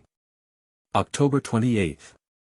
When the telegram came announcing the arrival in Galatz, I do not think it was such a shock to any of us as might have been expected. True, we did not know whence, or how, or when, the bolt would come. But I think we all expected that something strange would happen. The day of arrival at Varna made us individually satisfied that things would not be just as we had expected. We only waited to learn where the change would occur. None the less, however, it was a surprise. I suppose that nature works on such a hopeful basis that we believe against ourselves that things will be as they ought to be, not as we should know that they will be. Transcendentalism is a beacon to the angels, even if it be a will-o'-the-wisp to man. Van Helsing raised his hand over his head for a moment, as though in remonstrance with the Almighty. But he said not a word, and in a few seconds stood up with his face sternly set. Lord Godalming grew very pale, and sat breathing heavily. I was myself half stunned and looked in wonder at one after another. Quincey Morris tightened his belt with that quick movement which I knew so well. In our old wandering days it meant action. Mrs. Harker grew ghastly white, so that the scar on her forehead seemed to burn, but she folded her hands meekly and looked up in prayer.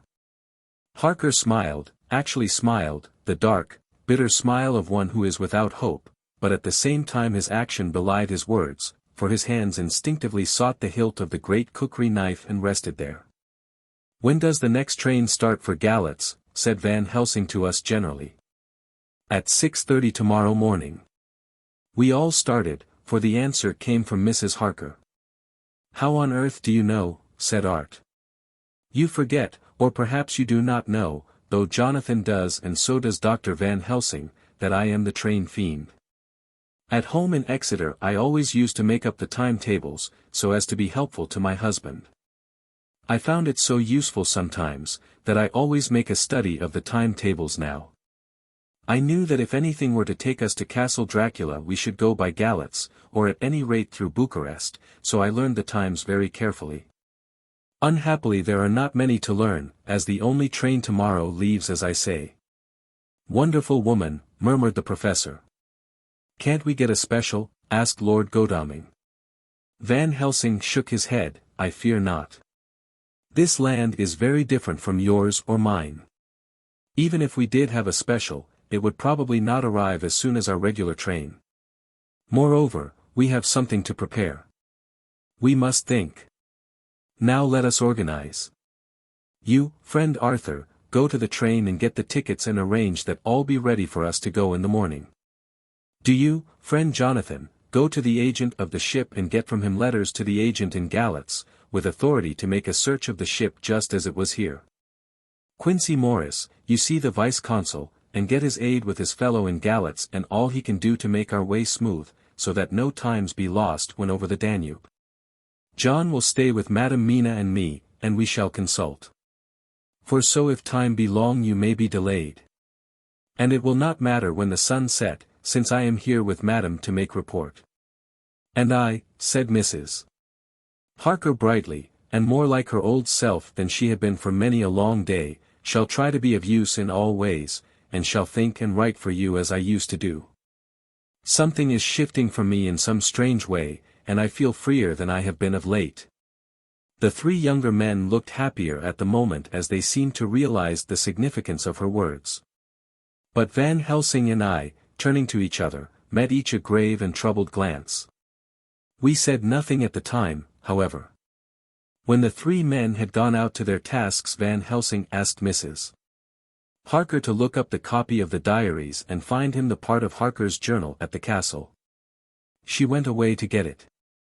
When the door was shut upon her he said to me, "We mean the same.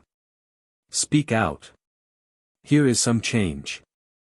It is a hope that makes me sick, for it may deceive us." "Quite so. Do you know why I asked her to get the manuscript?" "No," said I, "unless it was to get an opportunity of seeing me alone."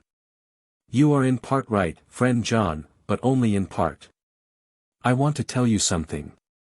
And oh, my friend, I am taking a terrible, risk. But I believe it is right." In the moment when Madam Mina said those words that arrest both our understanding, an inspiration came to me. In the trance of 3 days ago the Count sent her his spirit to read her mind. Or more like he took her to see him in his earth box in the ship with water rushing, just as it go free at rise and set of sun. He learned then that we are here, for she have more to tell in her open life with eyes to see ears to hear than he, shut as he is, in his coffin box. Now he make his most effort to escape us. At present he want her not. He is sure with his so great knowledge that she will come at his call. But he cut her off, take her, as he can do, out of his own power, that so she come not to him. Ah! There I have hoped that our man brains that have been of man so long and that have not lost the grace of God, will come higher than his child brain that lie in his tomb for centuries, that grow not yet to our stature. And that do only work selfish and therefore small. Here comes Madam Mina. Not a word to her of her trance.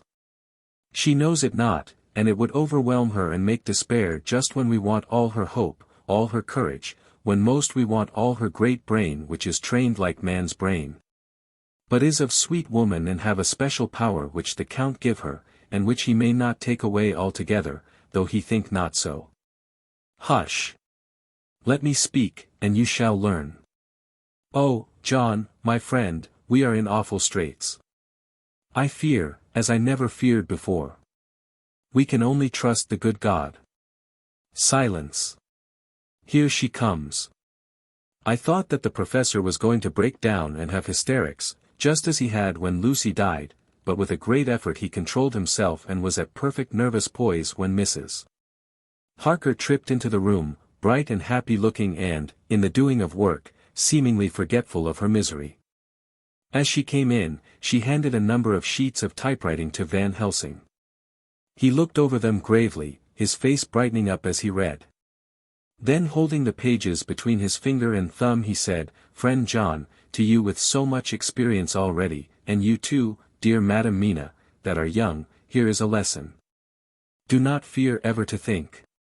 A half-thought has been buzzing often in my brain, but I fear to let him loose his wings. Here now, with more knowledge, I go back to where that half-thought come from and I find that he be no half-thought at all. That be a whole thought, though so young that he is not yet strong to use his little wings. Nay, like the ugly duck of my friend Hans Andersen, he be no duck thought at all, but a big swan thought that sail nobly on big wings, when the time come for him to try them. See, I read here what Jonathan have written. That other of his race who, in a later age, again and again, brought his forces over the great river into Turkey land, who when he was beaten back, came again, and again, and again. Though he had to come alone from the bloody field where his troops were being slaughtered, since he knew that he alone could ultimately triumph. What does this tell us? Not much. No. The Count's child thought see nothing, therefore he speaks so free. Your man thought see nothing. My man thought see nothing, till just now. No. But there comes another word from someone who speak without thought because she, too, know not what it mean, what it might mean. Just as there are elements which rest, yet when in nature's course they move on their way and they touch, the poof. And there comes a flash of light, heaven wide, that blind and kill and destroy some. But that show up all earth below for leagues and leagues. Is it not so? Well, I shall explain. To begin, have you ever studied the philosophy of crime? Yes, and no, you, John, yes, for it is a study of insanity. You, no, Madam Mina, for crime touch you not but one still, your mind works true, and argues not a particulari ad universal. There is this peculiarity in criminals. It is so constant, in all countries and at all times, that even police, who know not much from philosophy, come to know it empirically, that it is. That is to be empiric. The criminal always work at one crime, that is the true criminal who seems predestinate to crime, and who will of none other. This criminal has not full man brain. He is clever and cunning and resourceful, but he be not of man's stature as to brain. He be of child brain in much. Now this criminal of ours is predestinate to crime also. He, too, have child brain, and it is of the child to do what he have done. The little bird, the little fish, the little animal learn not by principle, but empirically. And when he learn to do, then there is to him the ground to start from to do more. Dos poesto, said Archimedes. Give me a fulcrum, and I shall move the world. To do once, is the fulcrum whereby child brain become man brain. And until he have the purpose to do more, he continue to do the same again every time, just as he have done before. Oh, my dear, I see that your eyes are opened, and that to you the lightning flash show all the leagues, for Mrs. Harker began to clap her hands and her eyes sparkled. He went on, now you shall speak. Tell us two dry men of science what you see with those so bright eyes. He took her hand and held it whilst he spoke. His finger and thumb closed on her pulse, as I thought instinctively and unconsciously, as she spoke. The Count is a criminal and of criminal type. Nordau and Lombroso would so classify him, and qua criminal he is of an imperfectly formed mind. Thus, in a difficulty he has to seek resource in habit. His past is a clue, and the one page of it that we know, and that from his own lips, tells that once before, when in what Mr. Morris would call a tight place, he went back to his own country from the land he had tried to invade, and thence, without losing purpose, prepared himself for a new effort. He came again better equipped for his work, and won. So he came to London to invade a new land. He was beaten, and when all hope of success was lost, and his existence in danger, he fled back over the sea to his home. Just as formerly he had fled back over the Danube from Turkey land. Good, good. Oh, you so clever lady, said Van Helsing, enthusiastically, as he stooped and kissed her hand. A moment later he said to me, as calmly as though we had been having a sick-room consultation, 72 only, and in all this excitement. I have hope. Turning to her again, he said with keen expectation, but go on. Go on. There is more to tell if you will. Be not afraid. John and I know. I do in any case, and shall tell you if you are right. Speak, without fear. I will try to. But you will forgive me if I seem too egotistical. Nay. Fear not, you must be egotist, for it is of you that we think. Then, as he is criminal he is selfish. And as his intellect is small and his action is based on selfishness, he confines himself to one purpose. That purpose is remorseless. As he fled back over the Danube, leaving his forces to be cut to pieces, so now he is intent on being safe, careless of all. So his own selfishness frees my soul somewhat from the terrible power which he acquired over me on that dreadful night. I felt it. Oh, I felt it. Thank God, for his great mercy. My soul is freer than it has been since that awful hour. And all that haunts me is a fear lest in some trance or dream he may have used my knowledge for his ends. The professor stood up, he has so used your mind, and by it he has left us here in Varna, whilst the ship that carried him rushed through enveloping fog up to Galatz, where, doubtless, he had made preparation for escaping from us. But his child mind only saw so far. And it may be that as ever is in God's providence, the very thing that the evildoer most reckoned on for his selfish good, turns out to be his chiefest harm. The hunter is taken in his own snare, as the great psalmist says. For now that he think he is free from every trace of us all, and that he has escaped us with so many hours to him, then his selfish child brain will whisper him to sleep. He think, too, that as he cut himself off from knowing your mind, there can be no knowledge of him to you. There is where he fail. That terrible baptism of blood which he give you makes you free to go to him in spirit, as you have as yet done in your times of freedom, when the sun rise and set. At such times you go by my volition and not by his. And this power to good of you and others, you have won from your suffering at his hands.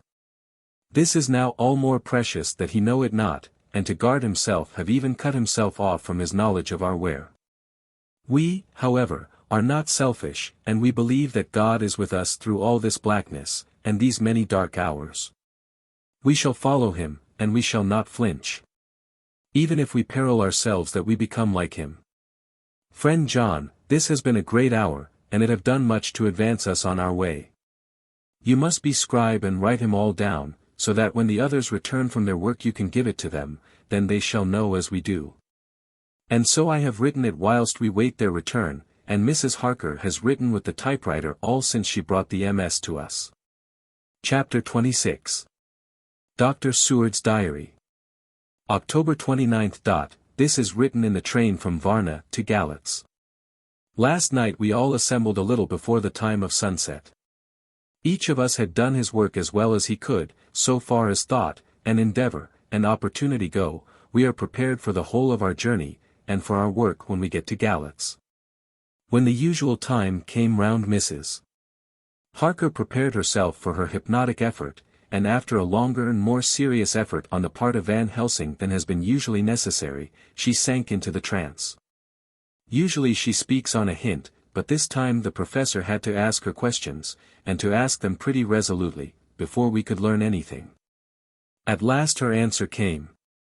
"I can see nothing. We are still. There are no waves lapping, but only a steady swirl of water softly running against the hawser. I can hear men's voices calling, near and far, and the roll and creak of oars in the rowlocks. A gun is fired somewhere, the echo of it seems far away. There is tramping of feet overhead, and ropes and chains are dragged along. What is this? There is a gleam of light.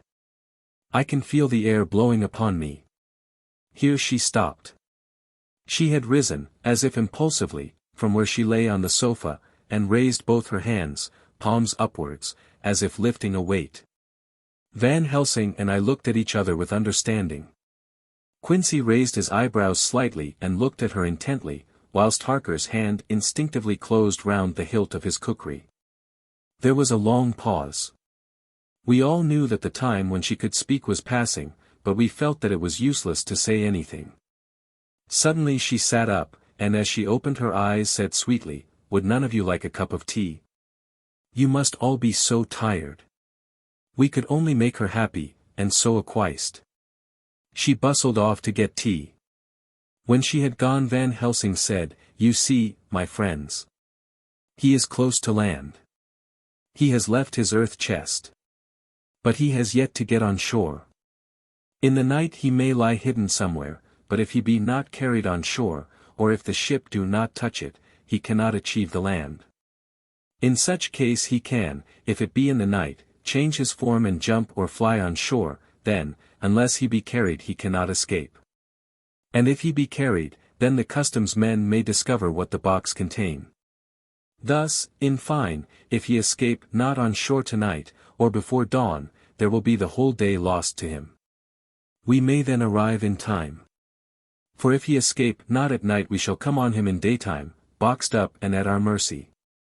For he dare not be his true self, awake and visible, lest he be discovered." There was no more to be said, so we waited in patience until the dawn, at which time we might learn more from Mrs. Harker. Early this morning we listened, with breathless anxiety, for her response in her trance. The hypnotic stage was even longer in coming than before, and when it came the time remaining until full sunrise was so short that we began to despair. Van Helsing seemed to throw his whole soul into the effort. At last, in obedience to his will, she made reply. "All is dark. I hear lapping water, level with me, and some creaking as of wood on wood." She paused, and the red sun shot up. "We must wait till tonight. And so it is that we are travelling towards Galatz in an agony of expectation. We are due to arrive between 2 and 3 in the morning. But already, at Bucharest, we are 3 hours late, so we cannot possibly get in till well after sunup. Thus we shall have 2 more hypnotic messages from Mrs. Harker. Either or both may possibly throw more light on what is happening. Later. Sunset has come and gone. Fortunately it came at a time when there was no distraction. For had it occurred whilst we were at a station, we might not have secured the necessary calm and isolation. Mrs. Harker yielded to the hypnotic influence even less readily than this morning. I am in fear that her power of reading the Count's sensations may die away, just when we want it most. It seems to me that her imagination is beginning to work. Whilst she has been in the trance hitherto she has confined herself to the simplest of facts. If this goes on it may ultimately mislead us. If I thought that the Count's power over her would die away equally with her power of knowledge it would be a happy thought. But I am afraid that it may not be so. When she did speak, her words were enigmatical, something is going out. I can feel it pass me like a cold wind. I can hear, far off, confused sounds, as of men talking in strange tongues, fierce falling water, and the howling of wolves. She stopped and a shudder ran through her, increasing in intensity for a few seconds, till at the end, she shook as though in a palsy. She said no more, even in answer to the professor's imperative questioning. When she woke from the trance, she was cold, and exhausted, and languid, but her mind was all alert. She could not remember anything, but asked what she had said. When she was told, she pondered over it deeply for a long time and in silence. October 30th, 7 a.m., we are near Galatz now, and I may not have time to write later. Sunrise this morning was anxiously looked for by us all. Knowing of the increasing difficulty of procuring the hypnotic trance, Van Helsing began his passes earlier than usual. They produced no effect, however, until the regular time, when she yielded with a still greater difficulty, only a minute before the sun rose. The professor lost no time in his questioning. Her answer came with equal quickness, all is dark. I hear water swirling by, level with my ears, and the creaking of wood on wood. Cattle low far off. There is another sound, a queer one like. She stopped and grew white, and whiter still. Go on, go on. Speak, I command you, said Van Helsing in an agonized voice. At the same time there was despair in his eyes, for the risen sun was reddening even Mrs. Harker's pale face. She opened her eyes, and we all started as she said, sweetly and seemingly with the utmost unconcern. Oh, Professor, why ask me to do what you know I can't? I don't remember anything. Then, seeing the look of amazement on our faces, she said, turning from one to the other with a troubled look, what have I said? What have I done? I know nothing, only that I was lying here, half asleep, and heard you say, go on. Speak, I command you. It seemed so funny to hear you order me about, as if I were a bad child. Oh, Madam Mina, he said, sadly, it is proof, if proof be needed, of how I love and honor you, when a word for your good, spoken more earnest than ever, can seem so strange because it is to order her whom I am proud to obey. The whistles are sounding. We are nearing Galatz. We are on fire with anxiety and eagerness. Mina Harker's Journal. October 30th. Mr. Morris took me to the hotel where our rooms had been ordered by telegraph, he being the one who could best be spared, since he does not speak any foreign language. The forces were distributed much as they had been at Varna, except that Lord Godalming went to the vice-consul, as his rank might serve as an immediate guarantee of some sort to the official, we being in extreme hurry. Jonathan and the two doctors went to the shipping agent to learn particulars of the arrival of the Tsarina Catherine. Later. Lord Godalming has returned. The consul is away, and the vice-consul sick. So the routine work has been attended to by a clerk. He was very obliging, and offered to do anything in his power. Jonathan Harker's Journal. October 30th. At 9 o'clock Dr. Van Helsing, Dr. Seward, and I called on Messrs. Mackenzie and Steinkopf, the agents of the London firm of Hapgood. They had received a wire from London, in answer to Lord Godalming's telegraphed request, asking them to show us any civility in their power. They were more than kind and courteous, and took us at once on board the Tsarina Catherine, which lay at anchor out in the river harbor. There we saw the captain, Donaldson by name, who told us of his voyage. He said that in all his life he had never had so favorable a run. Man, he said, but it made us afeard, for we expected that we should have to pay for it some rare piece ill luck, so as to keep up the average. It's no canny to run frae London to the Black Sea a wind a hint ye, as though the deil himself were blawin' on your sail for his ain purpose. And, the time we could no speir a thing. Gin we were nigh a ship, or a port, or a headland, a fog fell on us and travelled us, till when after it had lifted and we looked out, the deal a thing could we see. We ran by Gibraltar oot being able to signal. Until we came to the Dardanelles and had to wait to get our permit to pass, we never were within hail o aught. At first I inclined to slack off sail and beat about till the fog was lifted. But whiles, I thought that if the deal was minded to get us into the Black Sea quick, he was like to do it whether we would or no. If we had a quick voyage it would be no to our miscredit why the owners, or no hurt to our traffic, and the old mon who had served his own purpose would be decently grateful to us for no hindering him. This mixture of simplicity and cunning, of superstition and commercial reasoning, aroused Van Helsing, who said, "Mine friend, that devil is more clever than he is thought by some, and he know when he meet his match." The skipper was not displeased with the compliment, and went on, "When we got past the Bosphorus the men began to grumble. Some o' them, the Romanians, came and asked me to heave overboard a big box which had been put on board by a queer-looking old man just before we had started frae London. I had seen them speer at the fellow, and put out their twa fingers when they saw him, to guard them against the evil eye. Man! But the superstition of foreigners is perfectly ridiculous. I sent them boot their business pretty quick, but as just after a fog closed in on us I felt a wee bit as they did anent something, though I wouldn't say it was again the big box. Well, on we went, and as the fog didn't let up for 5 days I yost let the wind carry us, for if the deal wanted to get somewheres, well, he would fetch it up reet. And if he didn't, well, we'd keep a sharp lookout anyhow.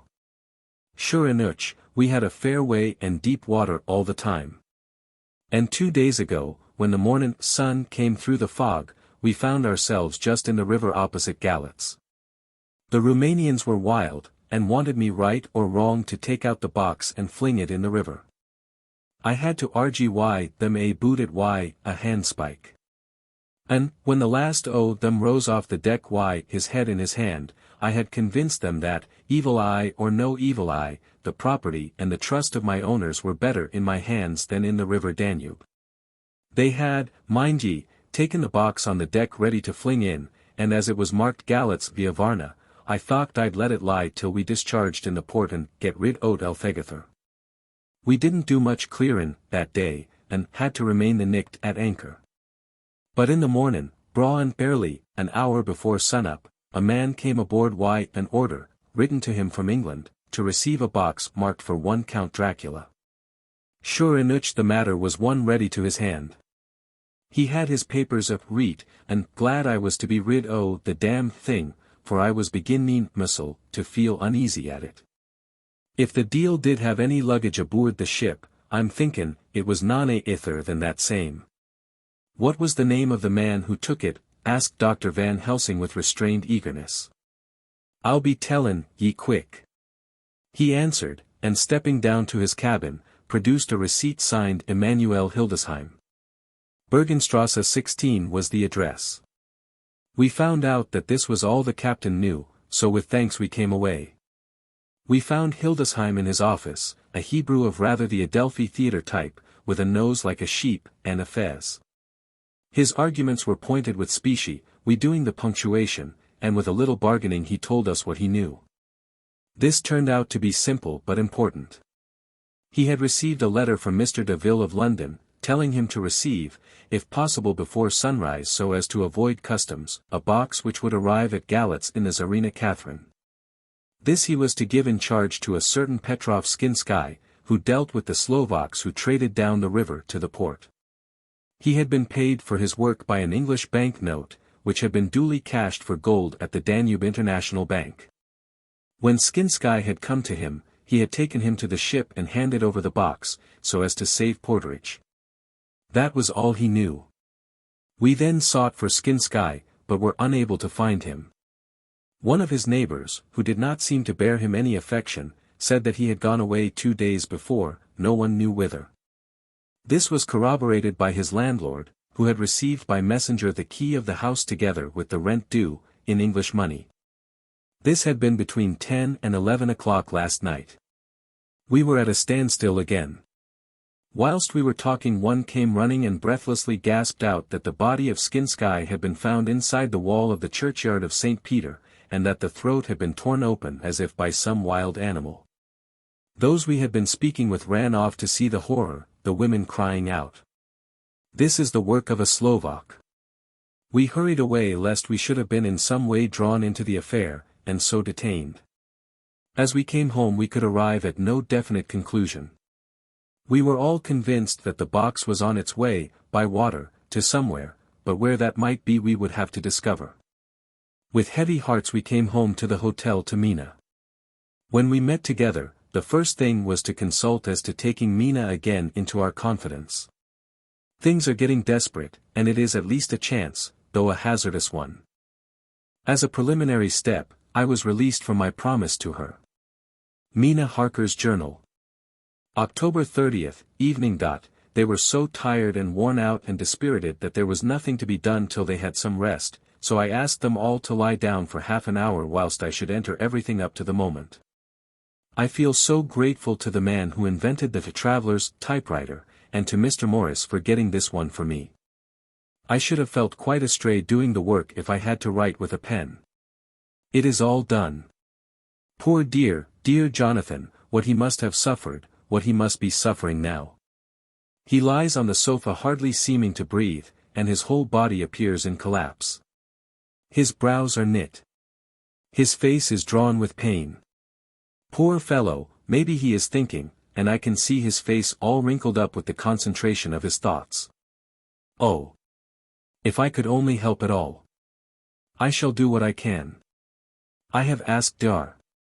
Van Helsing, and he has got me all the papers that I have not yet seen. Whilst they are resting, I shall go over all carefully, and perhaps I may arrive at some conclusion.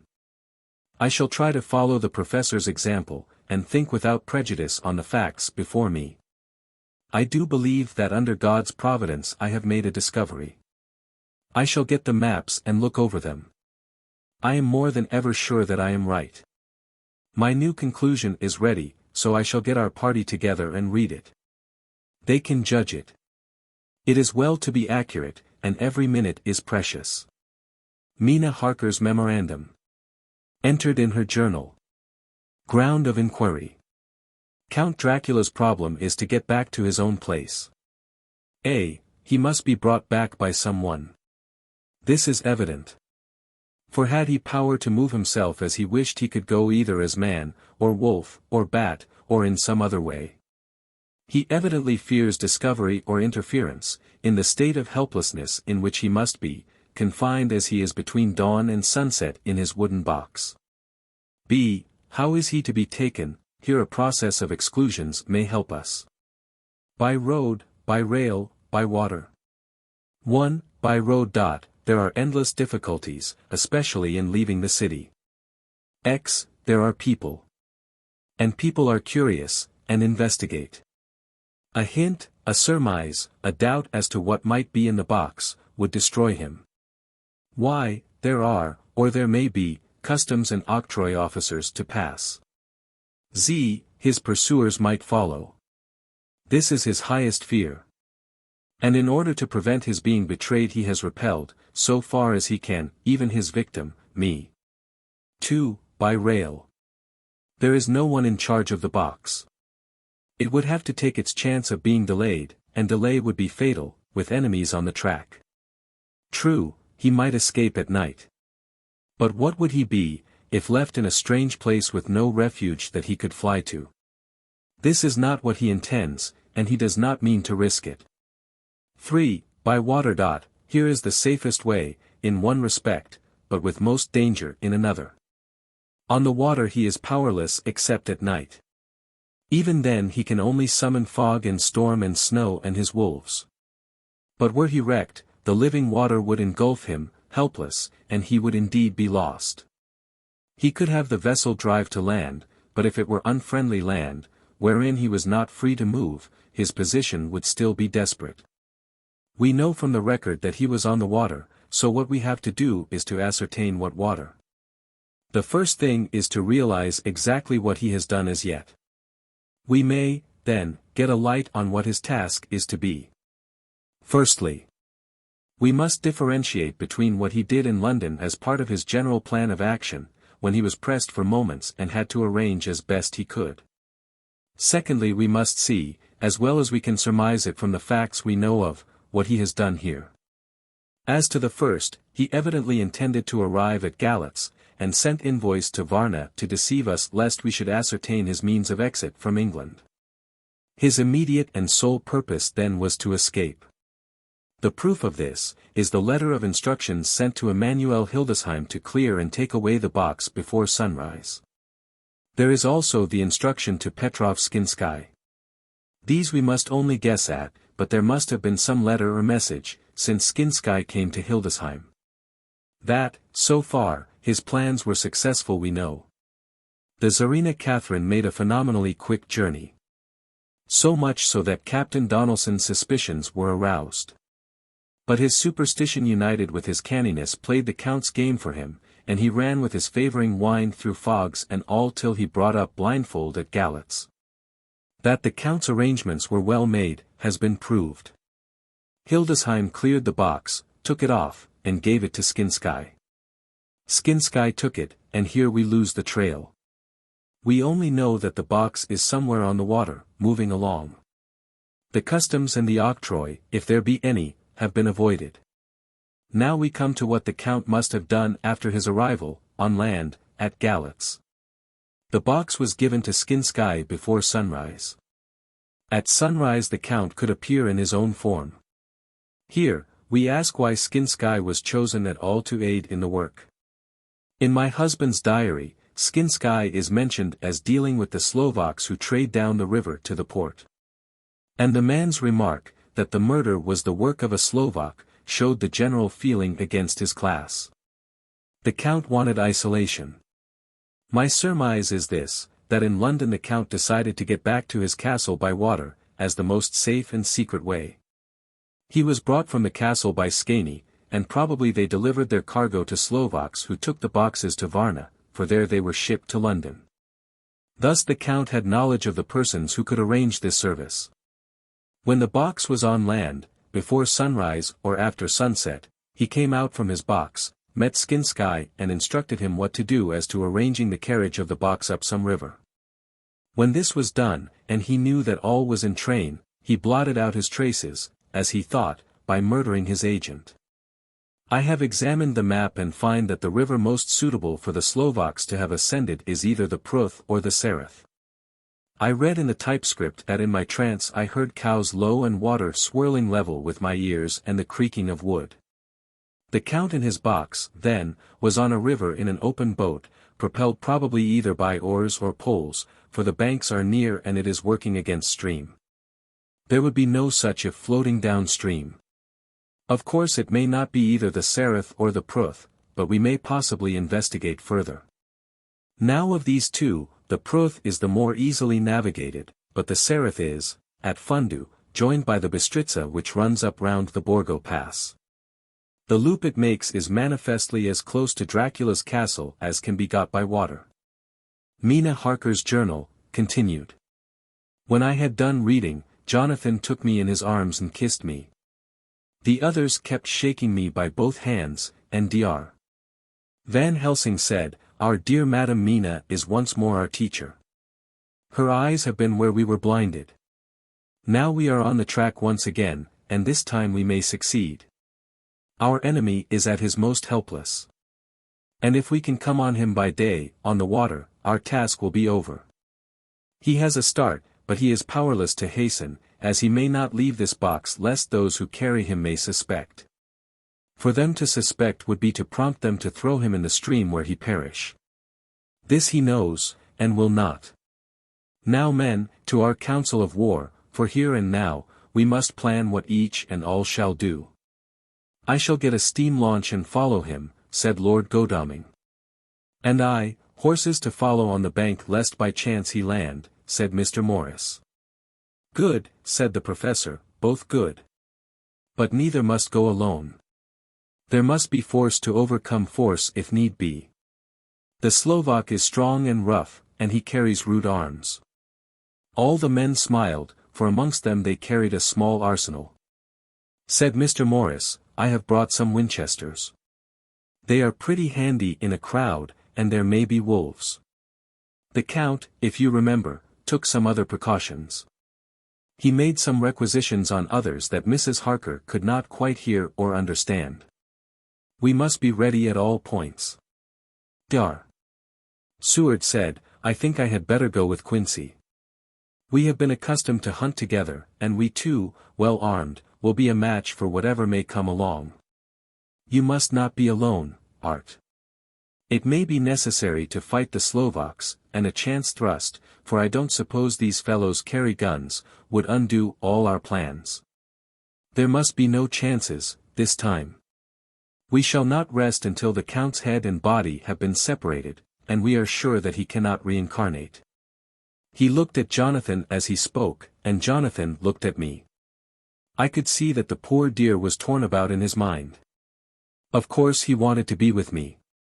But then the boat service would, most likely, be the one which would destroy the vampire. Why did I hesitate to write the word? He was silent a while, and during his silence Dr.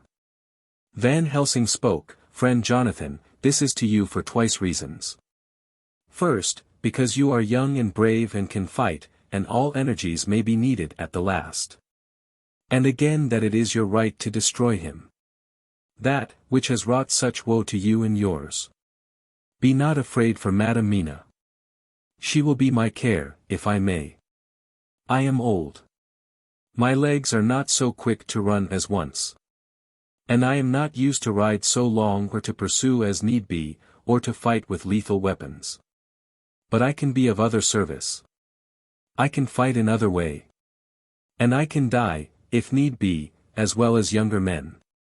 Now let me say that what I would is this.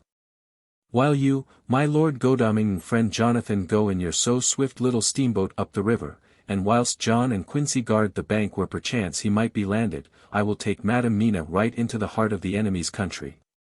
Whilst the old fox is tied in his box, floating on the running stream whence he cannot escape to land, where he dares not raise the lid of his coffin box lest his Slovak carriers should in fear leave him to perish. We shall go in the track where Jonathan went, from Bistritz over the Borgo, and find our way to the castle of Dracula. Here, Madam Mina's hypnotic power will surely help, and we shall find our way, all dark and unknown otherwise, after the first sunrise when we are near that fateful place. There is much to be done, and other places to be made sanctify, so that that nest of vipers be obliterated. Here Jonathan interrupted him hotly, do you mean to say, Professor Van Helsing, that you would bring Mina, in her sad case and tainted as she is with that devil's illness, right into the jaws of his death trap? Not for the world. Not for heaven or hell. He became almost speechless for a minute, and then went on, do you know what the place is? Have you seen that awful den of hellish infamy, with the very moonlight alive with grisly shapes, and every speck of dust that whirls in the wind a devouring monster in embryo? Have you felt the vampire's lips upon your throat?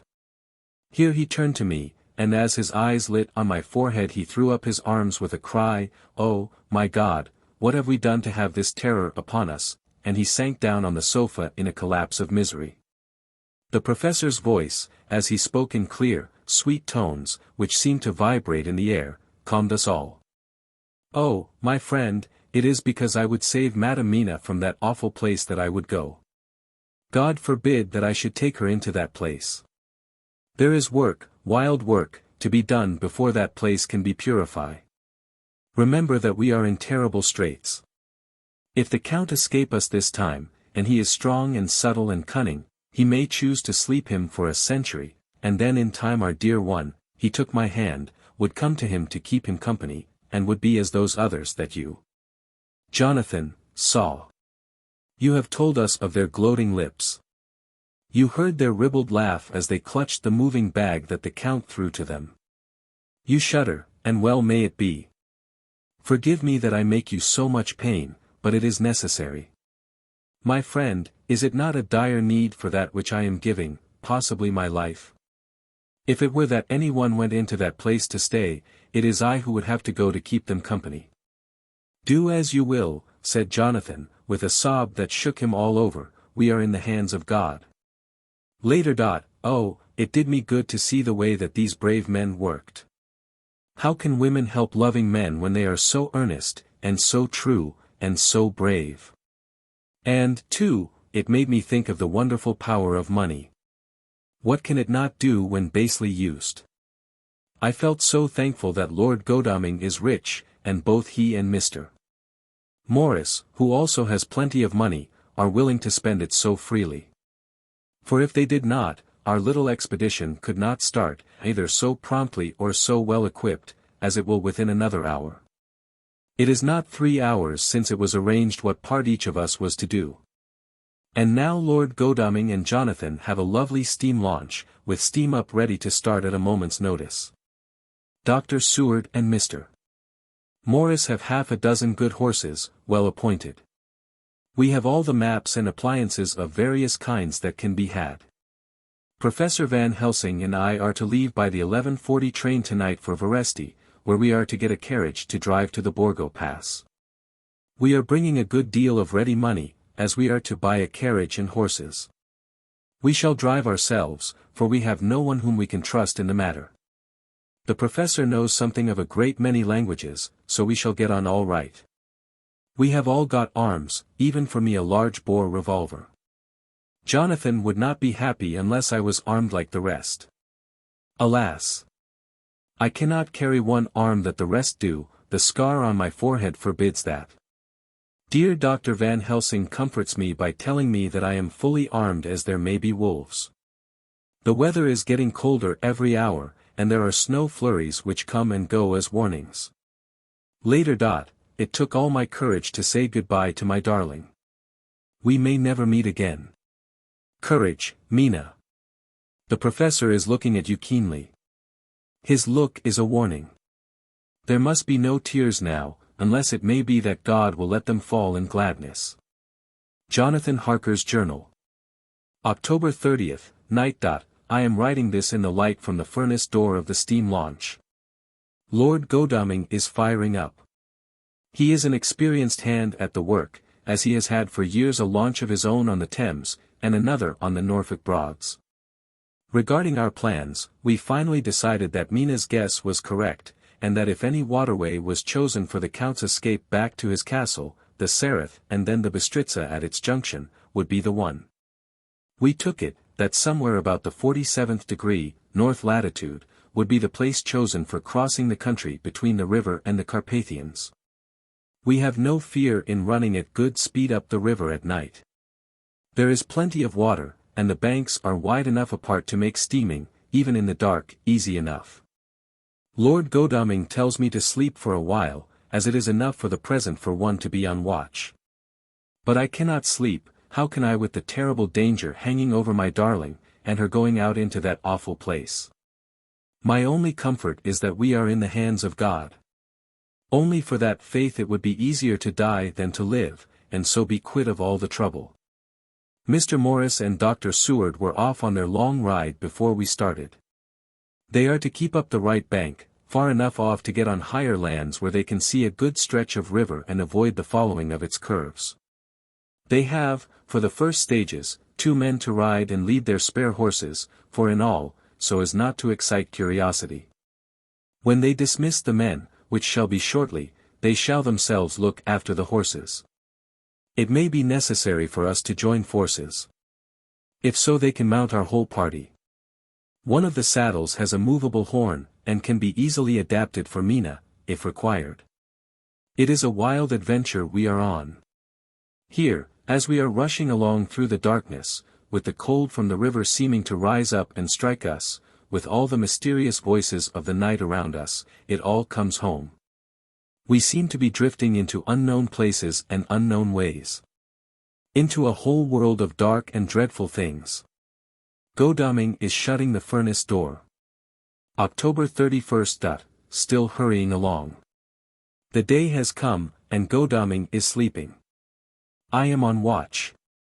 The morning is bitterly cold, the furnace heat is grateful, though we have heavy fur coats. As yet we have passed only a few open boats, but none of them had on board any box or package of anything like the size of the one we seek. The men were scared every time we turned our electric lamp on them, and fell on their knees and prayed. November 1st, evening. No news all day. We have found nothing of the kind we seek. We have now passed into the Bistritza, and if we are wrong in our surmise our chance is gone.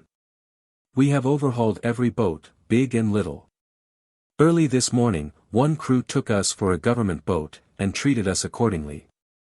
We saw in this a way of smoothing matters, so at Fundu, where the Bistritza runs into the Sereth, we got a Romanian flag which we now fly conspicuously. With every boat which we have overhauled since then this trick has succeeded. We have had every deference shown to us, and not once any objection to whatever we chose to ask or do. Some of the Slovaks tell us that a big boat passed them, going at more than usual speed as she had a double crew on board.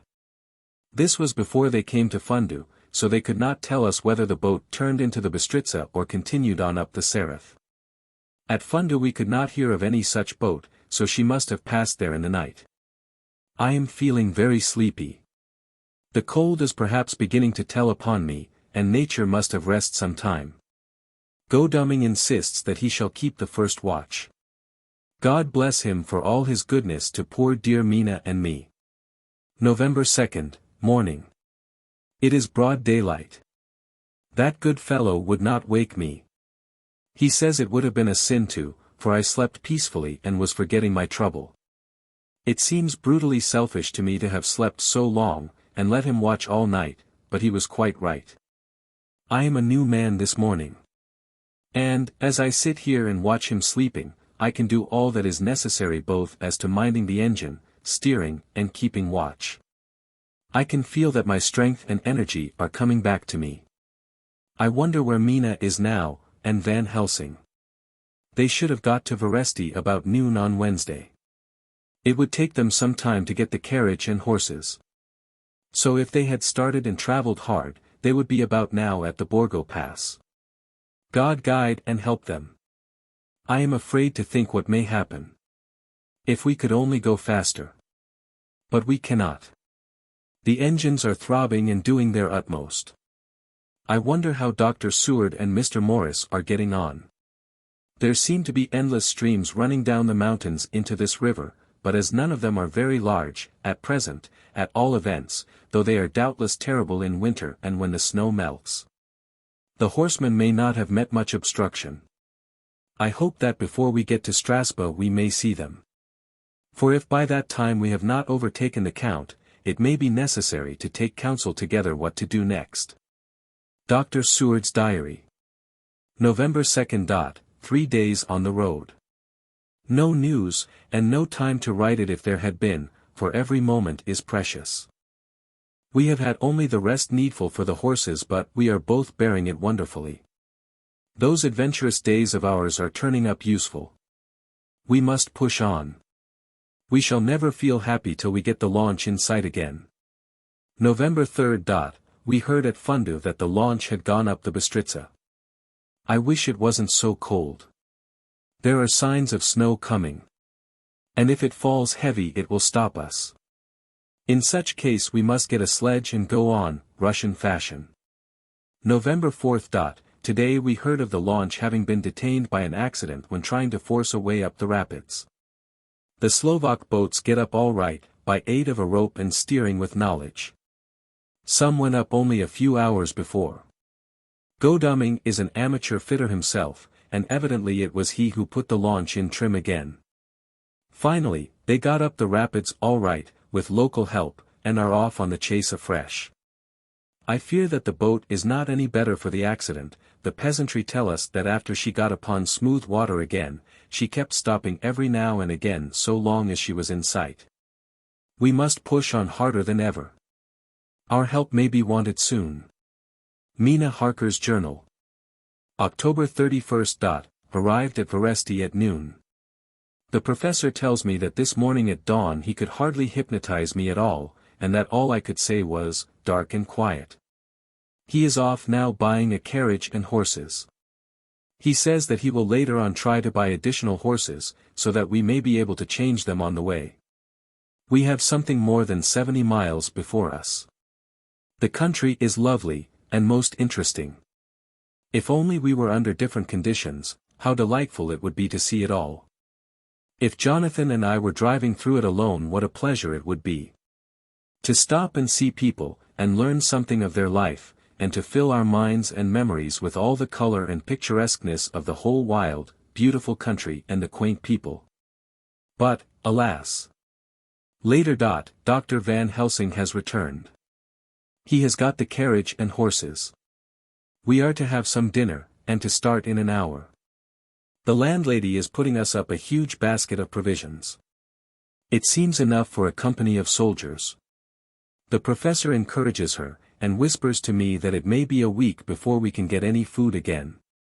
He has been shopping too, and has sent home such a wonderful lot of fur coats and wraps, and all sorts of warm things. There will not be any chance of our being cold. We shall soon be off. I am afraid to think what may happen to us. We are truly in the hands of God. He alone knows what may be, and I pray him, with all the strength of my sad and humble soul, that he will watch over my beloved husband. That whatever may happen, Jonathan may know that I loved him and honored him more than I can say, and that my latest and truest thought will be always for him. Chapter 27. Mina Harker's Journal. November 1st. All day long we have traveled, and at a good speed. The horses seem to know that they are being kindly treated, for they go willingly their full stage at best speed. We have now had so many changes and find the same things so constantly that we are encouraged to think that the journey will be an easy one. Dr. Van Helsing is laconic. He tells the farmers that he is hurrying to Bistritz, and pays them well to make the exchange of horses. We get hot soup, or coffee, or tea, and off we go. It is a lovely country, full of beauties of all imaginable kinds, and the people are brave, and strong, and simple, and seem full of nice qualities. They are very, very superstitious. In the first house where we stopped, when the woman who served us saw the scar on my forehead, she crossed herself and put out 2 fingers towards me, to keep off the evil eye. I believe they went to the trouble of putting an extra amount of garlic into our food, and I can't abide garlic. Ever since then I have taken care not to take off my hat or veil, and so have escaped their suspicions. We are traveling fast, and as we have no driver with us to carry tales, we go ahead of scandal. But I dare say that fear of the evil eye will follow hard behind us all the way. The professor seems tireless. All day he would not take any rest, though he made me sleep for a long spell. At sunset time he hypnotized me, and he says I answered as usual, darkness, lapping water and creaking wood. So our enemy is still on the river. I am afraid to think of Jonathan, but somehow I have now no fear for him, or for myself. I write this whilst we wait in a farmhouse for the horses to be ready. Dr. Van Helsing is sleeping. Poor dear, he looks very tired and old and grey, but his mouth is set as firmly as a conqueror's. Even in his sleep he is intense with resolution. When we have well started I must make him rest whilst I drive. I shall tell him that we have days before us, and he must not break down when most of all his strength will be needed. All is ready. We are off shortly. November 2nd, morning. I was successful, and we took turns driving all night. Now the day is on us, bright though cold. There is a strange heaviness in the air. I say heaviness for want of a better word. I mean that it oppresses us both. It is very cold, and only our warm furs keep us comfortable. At dawn Van Helsing hypnotized me. He says I answered darkness, creaking wood and roaring water, so the river is changing as they ascend. I do hope that my darling will not run any chance of danger, more than need be, but we are in God's hands. November 2nd, night. All day long driving. The country gets wilder as we go, and the great spurs of the Carpathians, which at Veresti seemed so far from us and so low on the horizon, now seem to gather round us and tower in front. We both seem in good spirits. I think we make an effort each to cheer the other, in the doing so we cheer ourselves. Dr. Van Helsing says that by morning we shall reach the Borgo Pass. The houses are very few here now, and the professor says that the last horse we got will have to go on with us, as we may not be able to change. He got 2 in addition to the 2 we changed, so that now we have a rude 4 in hand. The dear horses are patient and good, and they give us no trouble. We are not worried with other travelers, and so even I can drive. We shall get to the pass in daylight. We do not want to arrive before. So we take it easy, and have each a long rest in turn. Oh, what will tomorrow bring to us? We go to seek the place where my poor darling suffered so much. God grant that we may be guided aright, and that he will deign to watch over my husband and those dear to us both, and who are in such deadly peril. As for me, I am not worthy in his sight. Alas! I am unclean to his eyes, and shall be until he may deign to let me stand forth in his sight as one of those who have not incurred his wrath. Memorandum by Abraham Van Helsing. November 4th. This to my old and true friend John Seward, M.D. of Purfleet, London, in case I may not see him. It may explain.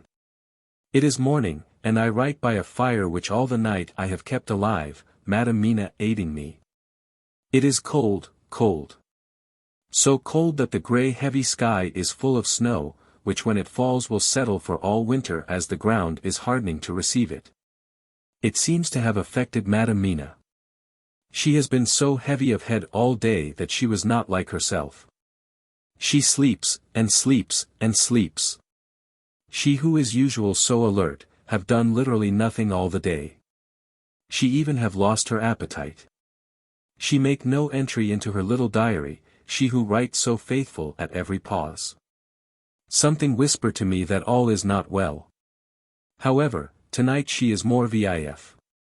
Her long sleep all day have refresh and restore her, for now she is all sweet and bright as ever. At sunset I try to hypnotize her, but alas! With no effect. The power has grown less and less with each day, and tonight it fail me altogether. Well, God's will be done, whatever it may be, and whithersoever it may lead. Now to the historical, for as Madam Mina write not in her stenography, I must, in my cumbrous old fashion, that so each day of us may not go unrecorded. We got to the Borgo Pass just after sunrise yesterday morning. When I saw the signs of the dawn I got ready for the hypnotism. We stopped our carriage, and got down so that there might be no disturbance. I made a couch with furs, and Madam Mina, lying down, yield herself as usual, but more slow and more short time than ever, to the hypnotic sleep. As before, came the answer, darkness and the swirling of water. Then she woke, bright and radiant, and we go on our way and soon reach the pass. At this time and place, she become all on fire with zeal. Some new guiding power be in her manifested, for she point to a road and say, this is the way. How know you it? I ask. Of course I know it, she answer, and with a pause, add, have not my Jonathan travelled it and wrote of his travel? At first I think somewhat strange, but soon I see that there be only one such by-road. It is used but little, and very different from the coach road from the Bukovina to Bistritz, which is more wide and hard, and more of use. So we came down this road. When we meet other ways, not always were we sure that they were roads at all, for they be neglect and light snow have fallen, the horses know and they only. I give rein to them, and they go on so patient. By and by we find all the things which Jonathan have note in that wonderful diary of him. Then we go on for long, long hours and hours. At the first, I tell Madam Mina to sleep. She try, and she succeed. She sleep all the time, till at the last, I feel myself to suspicious grow, and attempt to wake her. But she sleep on, and I may not wake her though I try. I do not wish to try too hard lest I harm her. For I know that she have suffer much, and sleep at times be all in all to her. I think I drowse myself, for all of sudden I feel guilt, as though I have done something. I find myself bolt up, with the reins in my hand, and the good horses go along jog, jog, just as ever. I look down and find Madam Mina still asleep. It is now not far off sunset time, and over the snow the light of the sun flow in big yellow flood, so that we throw great long shadow on where the mountain rise so steep. For we are going up, and all is oh, so wild and rocky, as though it were the end of the world. Then I arouse Madam Mina. This time she wake with not much trouble, and then I try to put her to hypnotic sleep. But she sleep not, being as though I were not. Still I try, till all at once I find her and myself in dark, so I look round, and find that the sun have gone down. Madam Mina laugh, and I turn and look at her. She is now quite awake, and looks so well as I never saw her since that night at Carfax when we first entered the Count's house. I am amazed, and not at ease then. But she is so bright and tender and thoughtful for me that I forget all fear. I light a fire, for we have brought supply of wood with us, and she prepare food while I undo the horses and set them, tethered in shelter, to feed. Then when I return to the fire she have my supper ready. I go to help her, but she smile, and tell me that she have eat already. That she was so hungry that she would not wait. I like it not, and I have grave doubts. But I fear to affright her, and so I am silent of it. She help me and I eat alone, and then we wrap in fur and lie beside the fire, and I tell her to sleep while I watch. But presently I forget all of watching. And when I sudden remember that I watch, I find her lying quiet, but awake, and looking at me with so bright eyes. Once, twice more the same occur, and I get much sleep till before morning. When I wake I try to hypnotize her, but alas! Though she shut her eyes obedient, she may not sleep. The sun rise up, and then sleep come to her too late, but so heavy that she will not wake.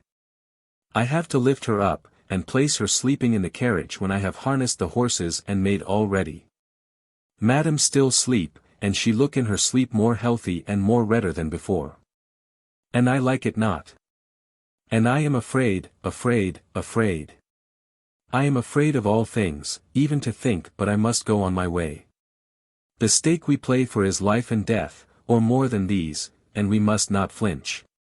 November 5th, morning. Let me be accurate in everything, for though you and I have seen some strange things together, you may at the first think that I, Van Helsing, am mad. That the many horrors and the so long strain on nerves has at the last turned my brain. All yesterday we travel, always getting closer to the mountains, and moving into a more and more wild and desert land. There are great, frowning precipices and much falling water, and nature seemed to have held sometime her carnival. Madam Mina still sleep. And though I did have hunger and appeased it, I could not waken her, even for food. I began to fear that the fatal spell of the place was upon her, tainted as she is with that vampire baptism. Well, said I to myself, if it be that she sleep all the day, it shall also be that I do not sleep at night. As we travel on the rough road, for a road of an ancient and imperfect kind there was, I held down my head and slept. Again I waked with a sense of guilt and of time past, and found Madam Mina still sleeping, and the sun low down. But all was indeed changed. The frowning mountains seemed further away, and we were near the top of a steep rising hill, on summit of which was such a castle as Jonathan tell of in his diary. At once I exulted and feared. For now, for good or ill, the end was near. I woke Madam Mina, and again tried to hypnotize her, but alas! Unavailing till too late. Then, ere the great dark came upon us, for even after down sun the heavens reflected the gone sun on the snow, and all was for a time in a great twilight. I took out the horses and fed them in what shelter I could. Then I make a fire, and near it I make Madam Mina, now awake and more charming than ever, sit comfortable amid her rugs. I got ready food, but she would not eat, simply saying that she had not hunger. I did not press her, knowing her unavailingness. But I myself eat, for I must needs now be strong for all. Then, with the fear on me of what might be, I drew a ring so big for her comfort, round where Madam Mina sat. And over the ring I passed some of the wafer, and I broke it fine so that all was well guarded. She sat still all the time, so still as one dead. And she grew whiter and even whiter till the snow was not more pale, and no word she said. But when I drew near, she clung to me, and I could know that the poor soul shook her from head to feet with a tremor that was pain to feel.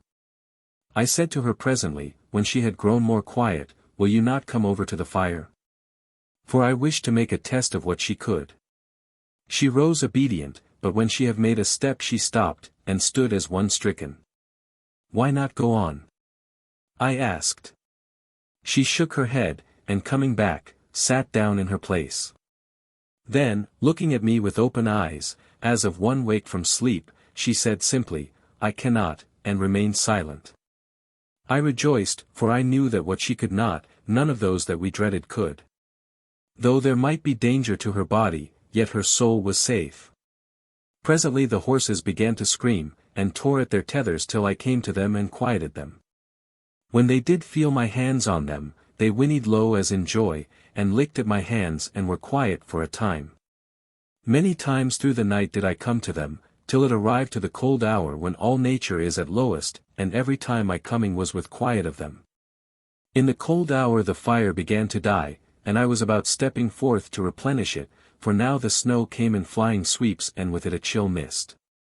Even in the dark there was a light of some kind, as there ever is over snow, and it seemed as though the snow flurries and the wreaths of mist took shape as of women with trailing garments. All was in dead, grim silence, only that the horses whinnied and cowered, as if in terror of the worst. I began to fear, horrible fears. But then came to me the sense of safety in that ring wherein I stood. I began too, to think that my imaginings were of the night, and the gloom, and the unrest that I have gone through, and all the terrible anxiety. It was as though my memories of all Jonathan's horrid experience were befooling me. For the snowflakes and the mist began to wheel and circle round, till I could get as though a shadowy glimpse of those women that would have kissed him. And then the horses cowered lower and lower, and moaned in terror as men do in pain. Even the madness of fright was not to them, so that they could break away. I feared for my dear Madam Mina when these weird figures drew near and circled round. I looked at her, but she sat calm, and smiled at me. When I would have stepped to the fire to replenish it, she caught me and held me back, and whispered, like a voice that one hears in a dream, so low it was. "No. No. Do not go without. Here you are safe." I turned to her, and looking in her eyes said, "But you? It is for you that I fear." Whereat she laughed, a laugh low and unreal, and said, "Fear for me? Why fear for me? None safer in all the world from them than I am," and as I wondered at the meaning of her words, a puff of wind made the flame leap up, and I see the red scar on her forehead. Then, alas! I knew. Did I not, I would soon have learned, for the wheeling figures of mist and snow came closer, but keeping ever without the holy circle. Then they began to materialize till, if God have not taken away my reason, for I saw it through my eyes. There were before me in actual flesh the same three women that Jonathan saw in the room, when they would have kissed his throat. I knew the swaying round forms, the bright hard eyes, the white teeth, the ruddy color, the voluptuous lips. They smiled ever at poor dear Madam Mina.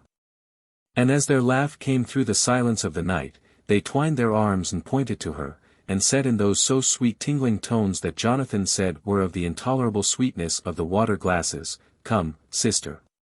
Come to us. Come." In fear I turned to my poor Madam Mina, and my heart with gladness leapt like flame. For oh! the terror in her sweet eyes, the repulsion, the horror, told a story to my heart that was all of hope. God be thanked she was not, yet of them. I seized some of the firewood which was by me, and holding out some of the wafer, advanced on them towards the fire. They drew back before me, and laughed their low horrid laugh. I fed the fire, and feared them not. For I knew that we were safe within the ring, which she could not leave no more than they could enter. The horses had ceased to moan, and lay still on the ground. The snow fell on them softly, and they grew whiter. I knew that there was for the poor beasts no more of terror. And so we remained till the red of the dawn began to fall through the snow gloom. I was desolate and afraid, and full of woe and terror. But when that beautiful sun began to climb the horizon, life was to me again. At the first coming of the dawn the horrid figures melted in the whirling mist and snow. The wreaths of transparent gloom moved away towards the castle, and were lost. Instinctively, with the dawn coming, I turned to Madam Mina, intending to hypnotize her. But she lay in a deep and sudden sleep, from which I could not wake her. I tried to hypnotize through her sleep, but she made no response, none at all, and the day broke. I fear yet to stir. I have made my fire and have seen the horses, they are all dead. Today I have much to do here, and I keep waiting till the sun is up high, for there may be places where I must go, where that sunlight, though snow and mist obscure it, will be to me a safety. I will strengthen me with breakfast, and then I will do my terrible work. Madam Mina still sleeps, and God be thanked. She is calm in her sleep. Jonathan Harker's Journal. November 4th, evening. The accident to the launch has been a terrible thing for us. Only for it we should have overtaken the boat long ago, and by now my dear Mina would have been free. I fear to think of her, off on the wolds near that horrid place. We have got horses, and we follow on the track. I note this whilst Godalming is getting ready. We have our arms. The Skaney must look out if they mean to fight. Oh, if only Morris and Seward were with us. We must only hope. If I write no more, goodbye Mina. God bless and keep you. Dr. Seward's Diary. November 5th. With the dawn we saw the body of Skaney before us dashing away from the river with their lighter wagon. They surrounded it in a cluster, and hurried along as though beset.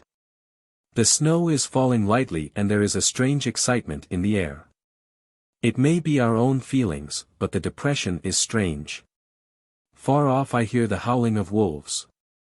The snow brings them down from the mountains, and there are dangers to all of us, and from all sides. The horses are nearly ready, and we are soon off. We ride to death of someone. God alone knows who, or where, or what, or when, or how it may be. Dr. Van Helsing's Memorandum. November 5th, afternoon. I am at least sane. Thank God for that mercy at all events, though the proving it has been dreadful. When I left Madam Mina sleeping within the holy circle, I took my way to the castle. The blacksmith hammer which I took in the carriage from Veresti was useful, though the doors were all open I broke them off the rusty hinges, lest some ill intent or ill chance should close them, so that being entered I might not get out. Jonathan's bitter experience served me here. By memory of his diary I found my way to the old chapel, for I knew that here my work lay. The air was oppressive. It seemed as if there was some sulphurous fume, which at times made me dizzy. Either there was a roaring in my ears or I heard afar off the howl of wolves.